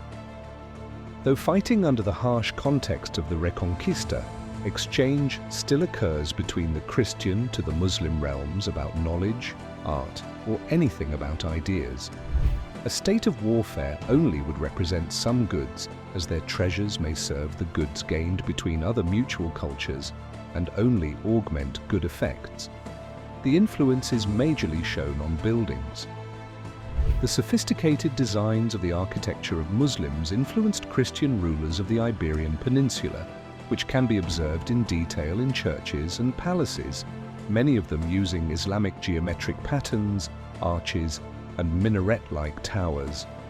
The flow of knowledge was similarly deep into science. The Islamic scholars had managed to preserve and augment the knowledge available in ancient Greek and Roman writings that they transferred to the Christian scholars. During the time of the Crusades, through scholars of such Christian traditions and across cultural exchanges, including with such places as the Kingdom of Castile and Catalonia, translations into Latin for philosophy, mathematics, astronomy, and medicine took place. Hence, this interaction of cultures between the Christians and the Muslims, even in this period of division and war, left behind a legacy as they borrowed from each other to help mold the destiny of science, architecture, and trade in Europe. It's probably unmatched in the record of time as the Reconquista rumbles on incessantly with giant strides. And still, peace breaks the vibrancy of civilization within Al-Andalus, or will questioningly the last stronghold of the Muslims within Iberia continue to withstand the growing power of the Christian kingdoms and the Kingdom of Granada, its Granada city of contributions that have no precedence in the world's human heritage through culture and architecture. However, the shadow of the Reconquista nevertheless hangs over it as ever looming. Will the Nasrid dynasty withstand the onslaught to preserve its patrimony, or will the Muslim rule in Iberia go into its last chapter? The fate of Granada is about to take a dramatic turn. As the Christian forces grow ever closer, the end of an era is imminent. But what will that end look like? With the Reconquista tide of unstoppable advancement sweeping over the Iberian Peninsula, Al-Andalus hung precariously by a thread for the one-by-one loss of all of the great cities of the land. One alone, the Kingdom of Granada remained as the stronghold of resilience. In this broken geography, Granada was the pearl of culture, a glowing ember of splendor that had been Al-Andalus but was also a fortress. Its rulers, the Nasrids, had to negotiate the shifting sands of alliances and conflicts to survive this last stand of Muslim independence amidst the closing in of the Christian kingdoms. How long would it withstand political pressures and the threat of its powerful military? Granada was a bastion of resistance, but above all, it was the birthplace of artistic and architectural feats that would transcend time. Witness this journey through the story of the Nasrid dynasty, one of resistance, brilliance, and cultural heritage born in the twilight of inevitable decay. The Nasrid dynasty was founded in 1238 by Muhammad I ibn al-Ahmar in the ruins of Muslim rule in Iberia. As Al-Andalus disintegrated, Muhammad I skillfully carved out Granada as a haven for Muslims and transformed it into a thriving kingdom. This would become strategic diplomacy as the means of survival for Granada. Muhammad I established an alliance with the Christian powers like Ferdinand III of Castile for political autonomy, with the give and take, providing tributes. These may be controversial, but they brought in the chance to keep off larger threats from approaching Granada, which meant extra time to reinforce the defenses and centralize resources. Internally, the Nasrids took a pragmatic approach to governance, focusing on strong military organization and efficient administration. Their success in maintaining the delicate relationship between diplomacy and strength ensured their survival, but also paved the way for Granada's transformation into a cultural and architectural masterpiece, shining so brightly on the horizon of the darkening Muslim rule in Iberia. Under the Nasrid dynasty, Granada was to become a cultural and intellectual center that would preserve the legacy of Al-Andalus, even as its borders shrank. Art, literature, and philosophy received heavy investments under the Nasrids, where creativity and scholarship were encouraged. The artisans of Granada reached peaks and new heights in intricate tilework, calligraphy, and decoration through stucco, demonstrating its epitome in the Alhambra as the crowning architectural achievement of the kingdom. This ended up being the hallmark of Nasrid cultural genius, where Islamic art is used in an intricate manner, coupled with great designs. People like writers and poet Ibn al-Khatib put down some words exclaiming at the majesty of Granada, while philosophers wallow in their interpretations of classic writings. To be able to hold on to and make the old intellectual traditions go on, it was the very vivacious trade networks that connected the kingdom to the Mediterranean, North Africa, and even parts of Europe that boosted the economy of Granada. Amidst political uncertainty, Granada was a testament to the spirit of Al-Andalus that endured. The ultimate achievement in Nasrid artistic and architectural creativity stands on the Sabika Hill over Granada's majestic skyline. Initially conceived as both a fortress and a palace, Muhammad I ibn al-Ahmar, founder of the Nasrid dynasty, started building it in the late 13th century. He continued to develop it over the next 2 centuries. Successive rulers expanded and perfected it to render Alhambra a breathtaking masterpiece that represented the grandeur of Islamic Iberia. The Alhambra was envisioned as a symbol of Nasrid's power and resilience during a time when the Muslim world in Iberia was under siege. It was designed not just as a military stronghold, but also as a center of governance and a sanctuary of artistic expression. The Nasrids wanted to have a space that reflected their identity, blending practicality with unparalleled beauty to reinforce their legitimacy as rulers and their commitment to Islamic culture. The architecture of the Alhambra is a harmonious blend of function and art. Its layout, with a series of palaces, gardens, and courtyards, reflects careful planning and intricate craftsmanship. The fountain, supported by 12 intricately carved marble lions, is a feature of the court and an outstanding example of the architectural ingenuity of the Islamic style. The hydraulic system to maintain water flow through fountains and channels was highly developed for the time. Very beautiful interplays of light and space in geometric patterns, Arabic calligraphy and muqarnas are provided for the Hall of the Ambassadors and the Hall of the Two Sisters. Earthy tones combined with elaborate mosaics bring an otherworldly ambience, earthy and divine, to beauty. Besides the beauty of Alhambra's architecture, this complex is also a treasure trove of Nasrid art. On the walls and ceilings of Alhambra are Arabic inscriptions of many verses of the Quran and poetic appreciations of the dynasty.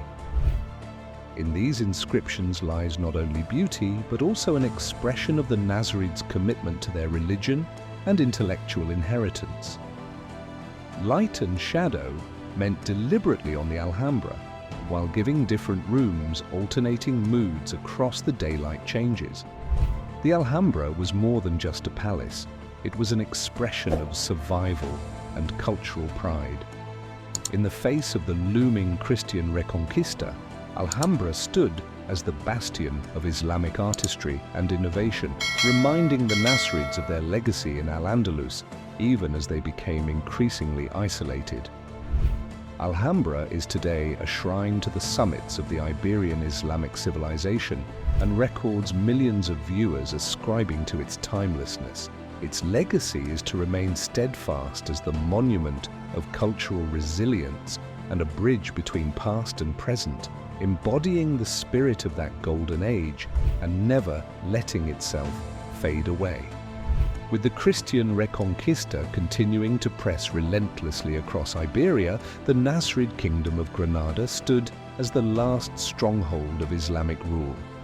From its very beginning in 1238 until it finally capitulated in 1492, Granada evolved into a sanctuary of cultural preservation and political resistance, exemplifying the spirit of Al-Andalus even during its last years of life. The haven aspect of Granada played a key role during this period of unrest. After other Muslim states had fallen to the conquests of Christians, Granada became an open haven for scholars, artists, architects, and politicians. Their coming brought the knowledge, creativity, and traditions of these refugees that made the cultural and intellectual aspects of the kingdom more vibrant. This brought artists, writers, and scientists into keeping the legacies of Al-Andalus operational despite these effects. Merchants and craftsmen also thronged to Granada, whose economy further transformed and established into a center place for trade culture. The intake of talent combined with expertise translated it into a radiating center of Islamic civilization, even with its territories on the decline to stretches of resources to its last reserves. Granada lived for over 2 centuries, and that was not an accident, but it resulted from intelligent defensive and diplomatic moves. The Nasrids built mighty fortifications. One of these is the well-known Alhambra Palace and military stronghold, all in one.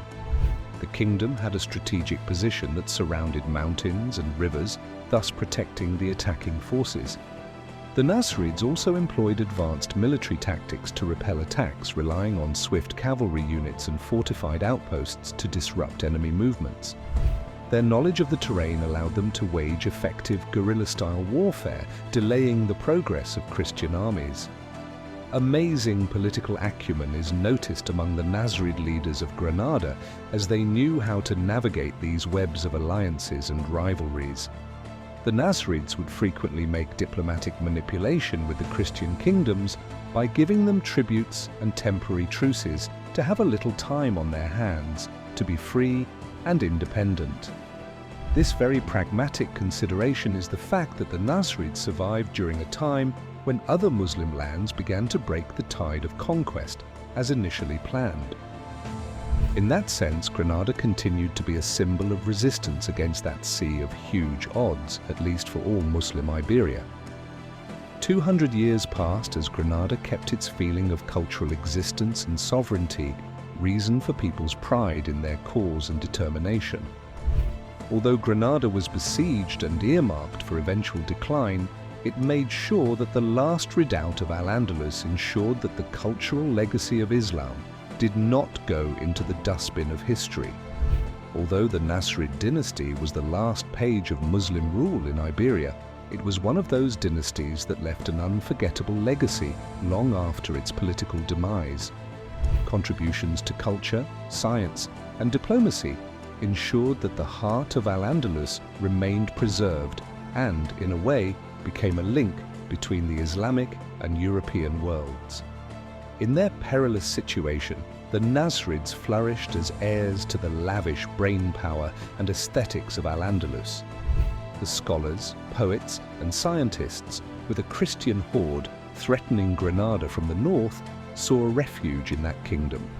From that refuge, they were able to carry on and make their contribution toward adding wisdom and culture to the land. The most tangible expression of the Nasrid legacy and the most powerful epitome of artistic and architectural ingenuity that Islamic Iberia ever witnessed, the Alhambra represents, beyond being a mere aesthetic expression, a reflection of the intellectual ideals of its time, with geometry, calligraphy, and elements of nature fused into a harmonious whole.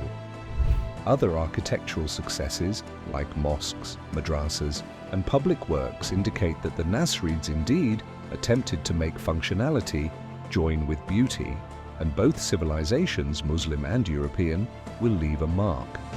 The Nasrids were the backbone of the middle level of contact between the Islamic and Christian cultures.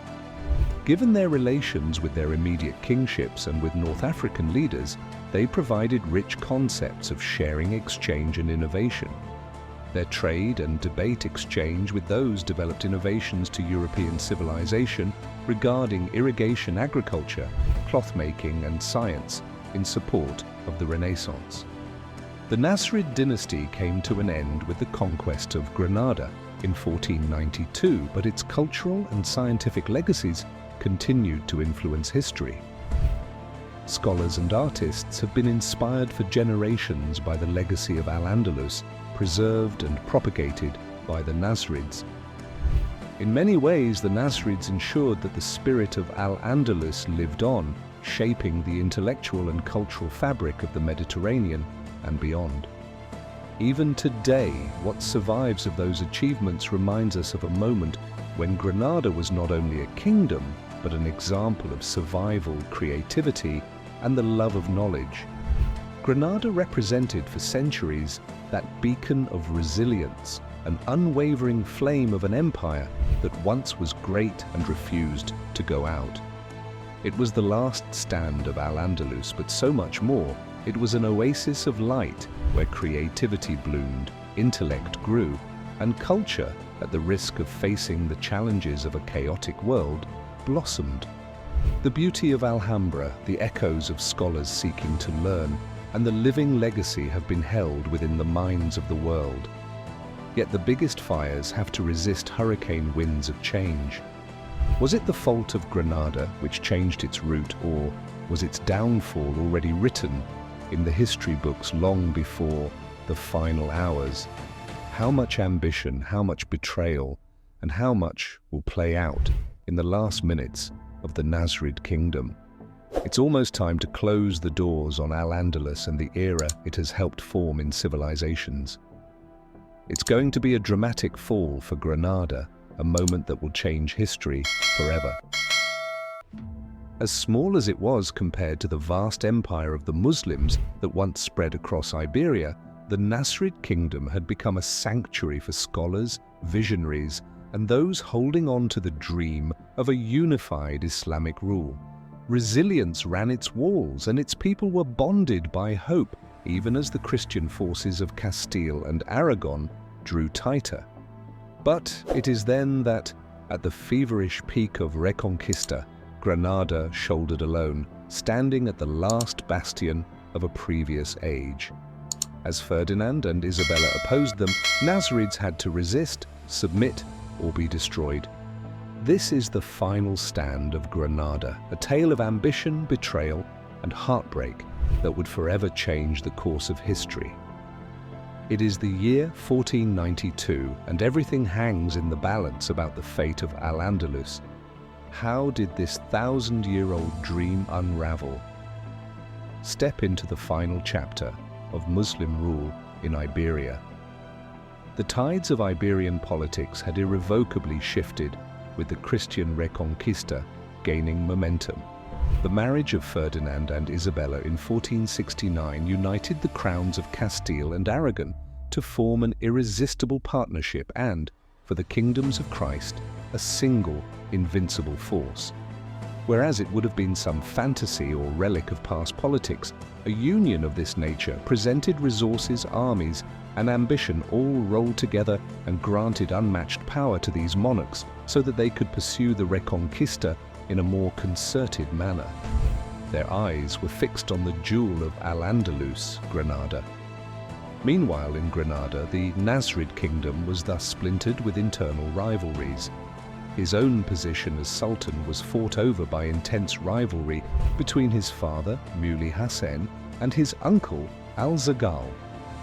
Such internecine infighting made the power of Granada weak in its defense, and it ended up vulnerable enough to the fiercest external threats. The atmosphere was that of suspicion, betrayal, and factionalism. Ferdinand and Isabella used the fragmentation for their advantage with military power, as well as by using diplomatic strategy. Their actions were well coordinated in attacking strategic Nasrid cities surrounding Granada. By systematically taking cities such as Malaga and Almeria, they blocked the supply lines of Granada and access to possible allies. The Christian king's approach was relentless. They ensured that Granada was blocked and starved into submission. The Granada siege was a culmination of several decades of focused effort. Encircling the city with their combined armies, Ferdinand and Isabella tightened the noose over the last remaining Muslim stronghold in Iberia. It was an impossible crossroads the Nasrids had reached by 1491, either to resist and perish or to surrender to save what was left of their people and culture. Ambition, conflict, and shifting loyalties paved the road to 1492.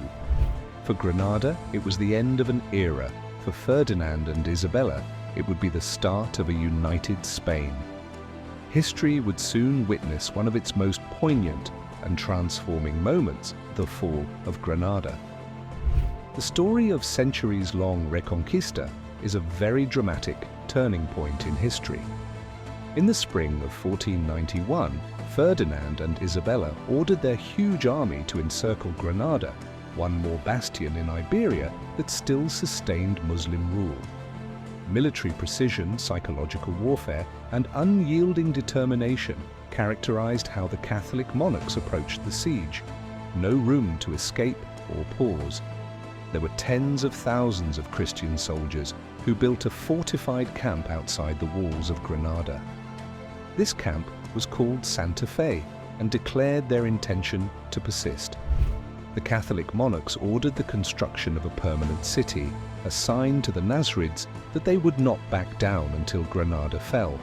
On the outskirts of the city, the fighting was very intense, and Ferdinand's men used it to destroy all access roads that led to Granada, along with any supply lines for food and other provisions which could be brought into the city.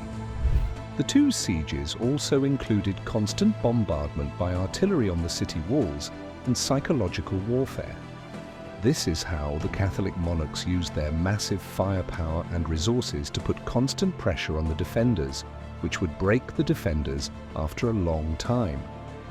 They also spread rumors of impending destruction and total annihilation, aiming to sap the morale of Granada's citizens and defenders alike. The time of unimaginable hardship for people living in Granada was at this stage of the siege. The months went by and the supplies ran out. Hunger and disease spread within the city walls. People began to ration the meager food they had left, and desperation started creeping in. All these were just reminders outside Santa Fe that they were isolated and their defeat inevitable. The people of Granada had faced unbearable hardships but were tenacious. Although the defenses of the city combined with the defenders' determination had held out to this point, nothing could disguise the disparities in equipment and numbers. The heart of the fight was the besieged leader of Granada, Muhammad XII. Tragic, and yet so complex, he was pressed from within and without the city. His leadership came under contesting factions and was impoverished by his previous relations with Ferdinand and Isabella when he signed treaties to cede territories for his safety. When the siege was intensified, Boabdil understood that he could not continue his resistance for long. He negotiated with the Catholic monarchs to avoid destruction. He sought good terms for his people, the preservation of their lives, property, and right to their religion. The terms of surrender were accepted by December 1491. On January 2, 1492, Boabdil surrendered the keys of Granada to Ferdinand and Isabella. It was a gesture of sorrow, a quiet surrender to almost 800 years of Muslim rule in Al-Andalus. The siege of Granada was not only a military victory but a transforming one. It was the culmination of the Reconquista, unifying Spain under Christian rule and heralding an era that would write a new script to alter history's course. For Granada's citizenry and their king, though, it signified the most somber defeat and the closing of the last window of an age that had once been the world's greatest, shimmering model of a civilization steeped in cultural and intellectual splendor. The last Nasrid king would be on his elbows wearing the royal habit before Ferdinand and Isabella, whom Boabdil presented himself to before the city, holding the keys of Granada as a gesture of surrender. He was seen with a loyal following, for he had come to realize that the Christians could not lose. It was more than the surrender of a city. It was the symbolic passing of an era. It was a moment when one of the most lively and long-enduring civilizations of the medieval world finally came to its end. Taking with victory the keys, as their conquest was the strengthening of their consolidation of Spain under a single state and, as a newly emerging world power in Europe, the very history of Al-Andalus, complex, intricate, multifaceted in character, was now boiled down to a single gesture replete with sorrow and triumph. As Boabdil and his retinue moved out of Granada, they stopped atop a hill above the city, as familiar today so much as a product of the style El Suspiro del Moro, or the Moor's Sigh. Legend has it that Boabdil turned his head to view the city for one last look, as his heart filled with emotions about losing his kingdom. His mother, Aixa, is said to have rebuked him on seeing his misery with the biting words. Even if the historicity of the quote is questionable, the story of El Suspiro del Moro captures the deep emotional toll of Granada's fall, not just on its ruler, but on the collective memory of those who had called it home. The hill remains a poignant landmark symbolizing the end of Muslim rule and the bittersweet legacy of Al-Andalus. It was not just a victory in battle, it was the end of a civilization that had greatly enriched art, science, philosophy, and culture. The fall of Granada was considered the loss of a golden age for Muslims across the world, while Europe looked to the dawning of its own cultural and territorial expansion. And so, Boabdil rode out of Granada, its gates closing behind him, a man of tragedy and resilience. Behind him, the city would live on as a testament to the splendor of Al-Andalus, though its people lived uncertain and often hard lives under the Christians. The last Moor's sigh rings through the ages, reminding us what was lost and what remains. The loss of Granada is a huge human tragedy for the Muslims and Jews of Iberia. The promise of coexistence, the codification in the terms of capitulation, was smashed within hours of Boabdil's surrender, as Ferdinand and Isabella initiated policies to consolidate Christian rule, often at the expense of Granada's diverse communities. The Catholic monarchs promised religious tolerance, allowing Muslims to continue practicing Islam and Jews to remain in their homes. However, this tolerance was short-lived. By the late 1490s, Muslims who decided to remain were coerced into conversion to Christianity and became Moriscos, a group under constant scrutiny and suspicion. The Jewish population too faced the infamous Alhambra decree in 1492, where all Jews were mandated to leave Spain if they refused to convert to Christianity. These ordinances ruptured families, destroyed towns and cities, and forced many individuals into exile. This, in essence, meant most converts were demeaned and submitted to savage inquisitorial inquisition for embracing heresies. Expulsion from Spain out of Muslim Jews deprived this country of fine scholars and brilliant poet-scientists, as well as skillful artists whose beauty, till now, decorated Al-Andalus. Liberals filled up by knowledge and rich in content from centuries gone by were ravished or seized and discontinued the separated continuum of that Spanish intellectual golden legacy of Islamic world. This had changed the social fabric of Granada forever. A city that once throve in the peaceful coexistence of faiths now lay there as a shadow of its former self. Streets once full of life and noise in commerce, prayer, and celebration stood silent in the face of persecution and fear. It was on this historical event that Ferdinand and Isabella, in the sacrosanct halls of Alhambra itself, made the Alhambra Decree or Edict of Expulsion. That was a clarion call for hundreds of thousands of Jews to get out of their motherland. It was a step towards a religiously uniform Spain. This edict had profound social and economic characteristics of the era, insofar as Jewish citizens had comprised such a large component of financial and intellectual activity in the kingdom. For the émigrés, this pilgrimage into exile was arduous in itself, and often enough they ended up in parts of the Ottoman Empire, North Africa, or other regions of Europe. Those who were left behind and converted never could rid themselves of suspicion and persecution, because in one land they knew they were always outsiders. The human cost of Granada was immeasurable. For the first time, forced exile and persecution would erase the coexistence, innovation, and cultural exchange that had characterized centuries. Meanwhile, in Spain, it represented unification and a new dawn, but this loss was going to echo across the Mediterranean and beyond.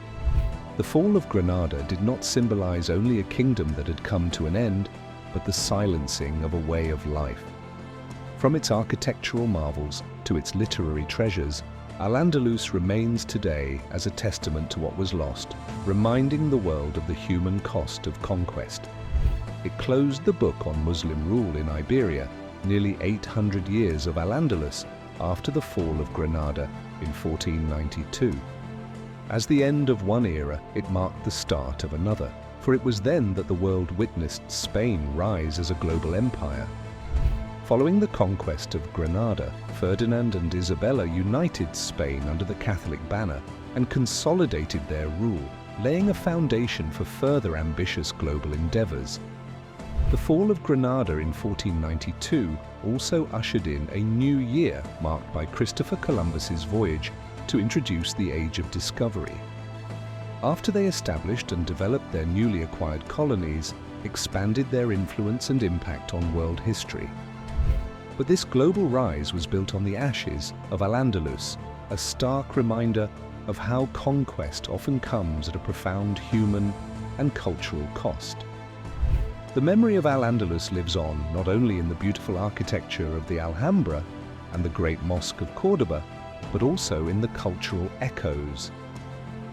Al-Andalus is refracted in Europe's rediscovery of ancient Greek texts, in the areas of mathematics and astronomy, and in the intricate designs of Islamic art that inspire the creators worldwide. On the other hand, the loss of Granada manages to characterize collective memory in a much more intricate way. It shall be a triumph symbol for the Spanish national identity and a painful reminder of loss, displacement, and vulnerability of coexistence for others. Being such an inspiration and introspection to literature, music, and political discourse over the tales of Al-Andalus and its fall, it has determined the history of Granada as a global story. Indeed, the fall of Granada was a turn of points, which resculptured Spain and the larger world of the Mediterranean, because the Muslim sovereignty at the Iberia Peninsula would end. Long after they fall, legacies in art and science are created due to human creativity and imagination. It continues to occupy an important place somewhere between yesteryears and the living testament to those historical influences shaping our perception of ourselves.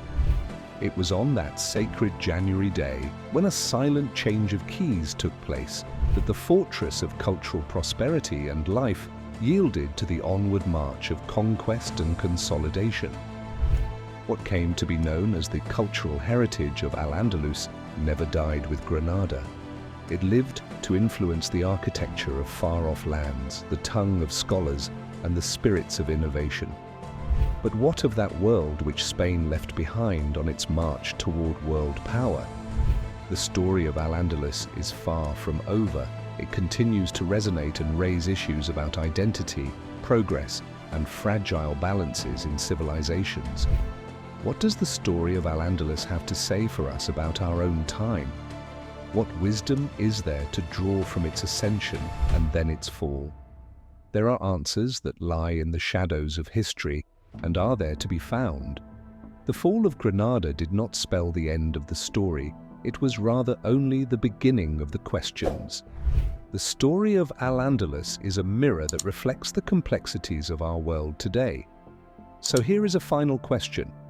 What lessons can be learned from this extraordinary tale? It was a flickering light of splendor, academic excellence, and perseverance.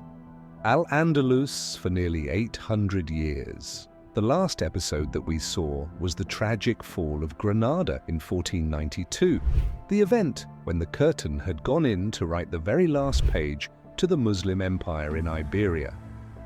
In the capitulation, Boabdil was defeated and absorbed by Ferdinand and Isabella, which indeed would be a swan song of one era, but is far from it for Al-Andalus. This once thriving civilization left a legacy that endures at the crossroads of time and space. Its influence lives in the intricate arches of the Alhambra, the poetic cadence of Spanish words with Arabic roots, and the revolutionary ideas it brought to science, art, and philosophy. But what does it symbolize in our era? How do the fables of Al-Andalus resonate in modern minds? And what is the cause for the rise, the glory, and the decline of the same? Well, let's untangle. Al-Andalus was the land of the Muslims in the Iberian Peninsula, established by Muslim forces led by Tariq ibn Ziyad after they defeated the Visigothic kingdom in 711 CE.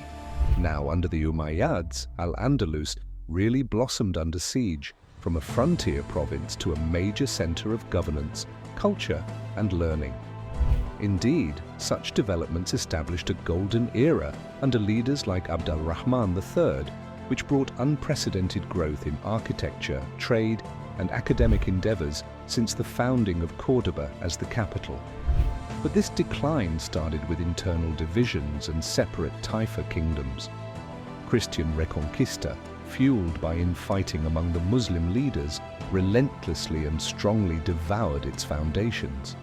Key setbacks like the Battle of Las Navas de Tolosa in 1212 merely accelerated its fragmentation, all the way to the fall of Granada in 1492, the symbolic end of this extraordinary historical chapter. The architectural legacies of Al-Andalus are among the most permanent testament to their cultural brilliance. Masterpieces such as the Alhambra in Granada, the Mezquita of Córdoba, and the Giralda Tower in Seville symbolize a vibrant civilization. The Alhambra epitomizes the height of Nasrid's art and architecture, a majestic palace fortress. All of its stucco work was really intricate with fantastic geometric patterns. The courts here were pretty soothing.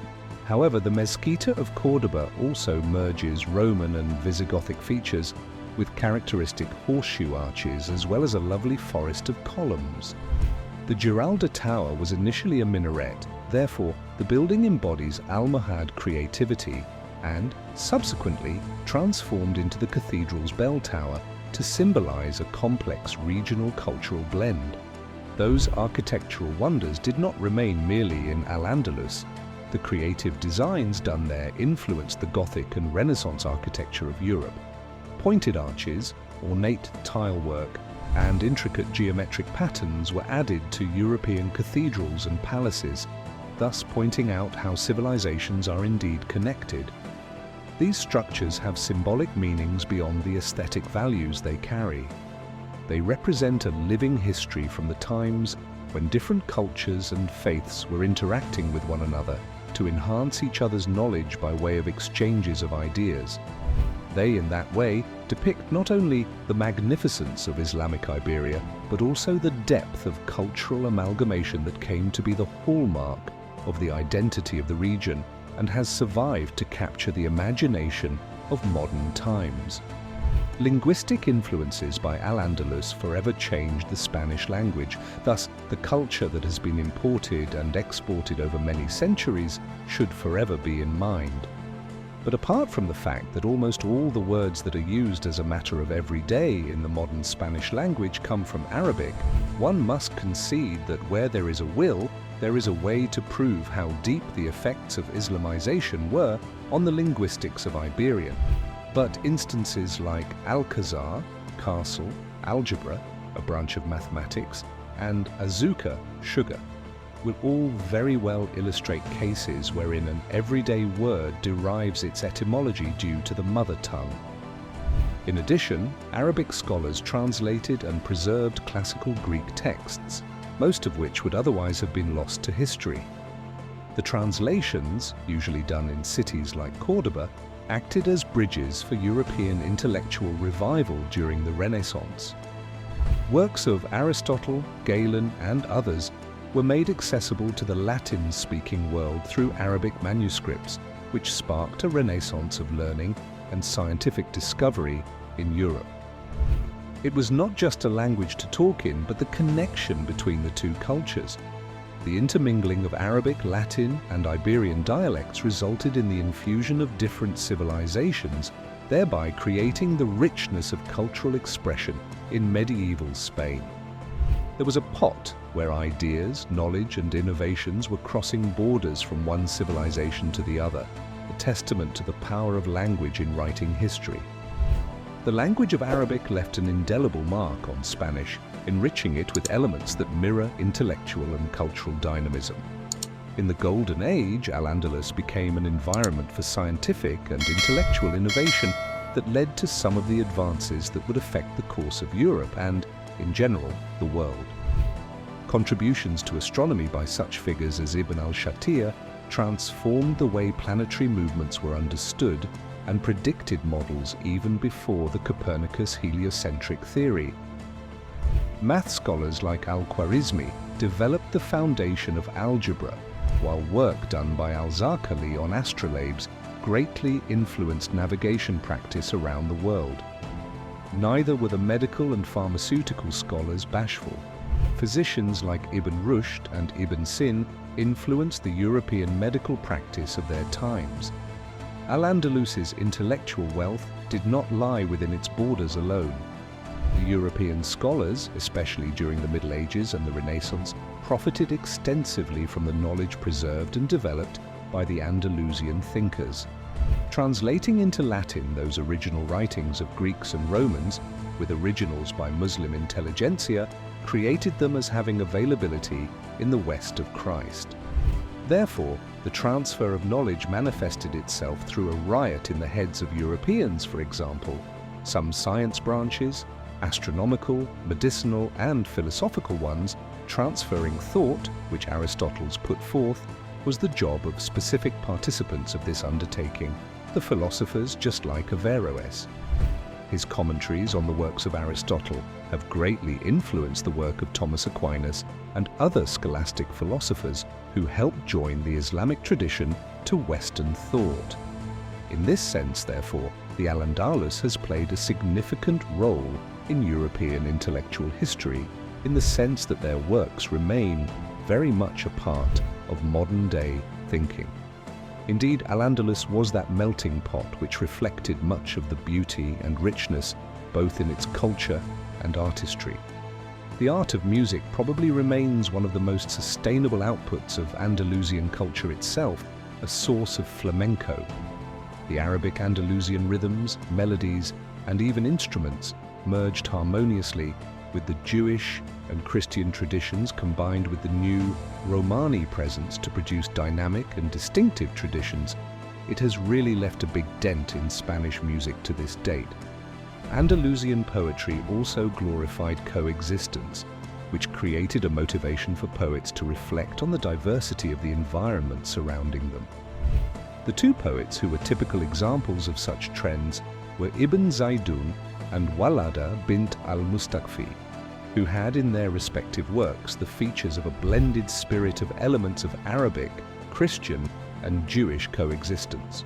art exchange was also shared among the communities of Muslims, Christians and Jews, which influenced Andalusian art by such Islamic geometric patterns that became fused with Christian religious imagery in architectural and decorative works. This is evident in masterpieces like the Alhambra and Mezquita of Córdoba. Even Spanish food is taken over by flavors and ingredients that emerged at this time. Spices like saffron, almonds, and cinnamon are fundamental here to the cuisine. Agriculture, especially irrigation, was another area entered by this civilization and has its remnants in modern-day Spain in every possible respect.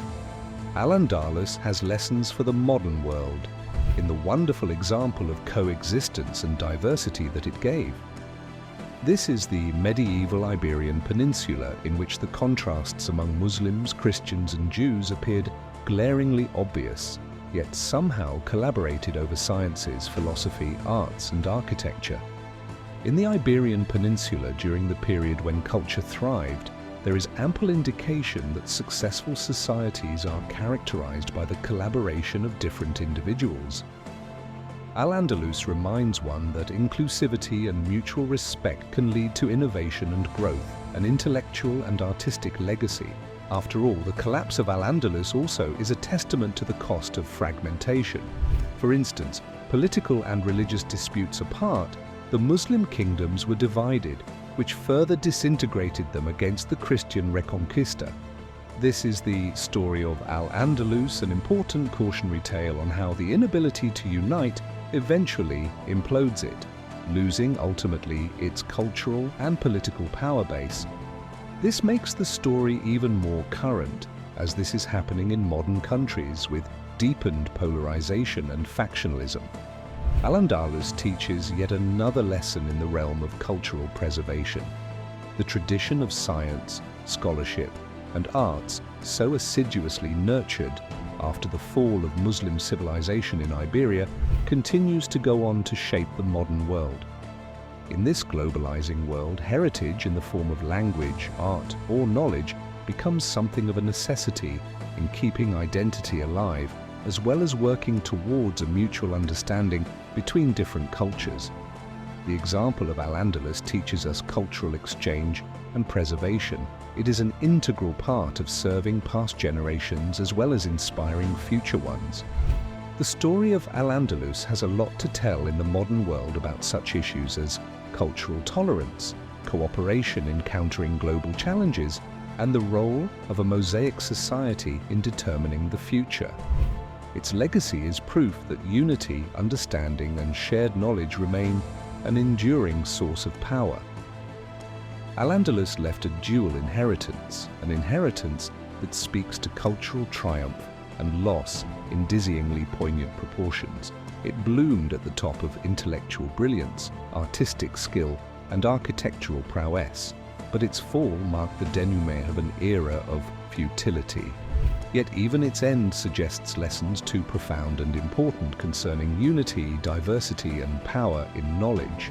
So, in reflection of that legacy, could the tale of Al-Andalus have gone otherwise? Which lessons can be drawn from this living together, then from the disputes, and finally its fragmentation?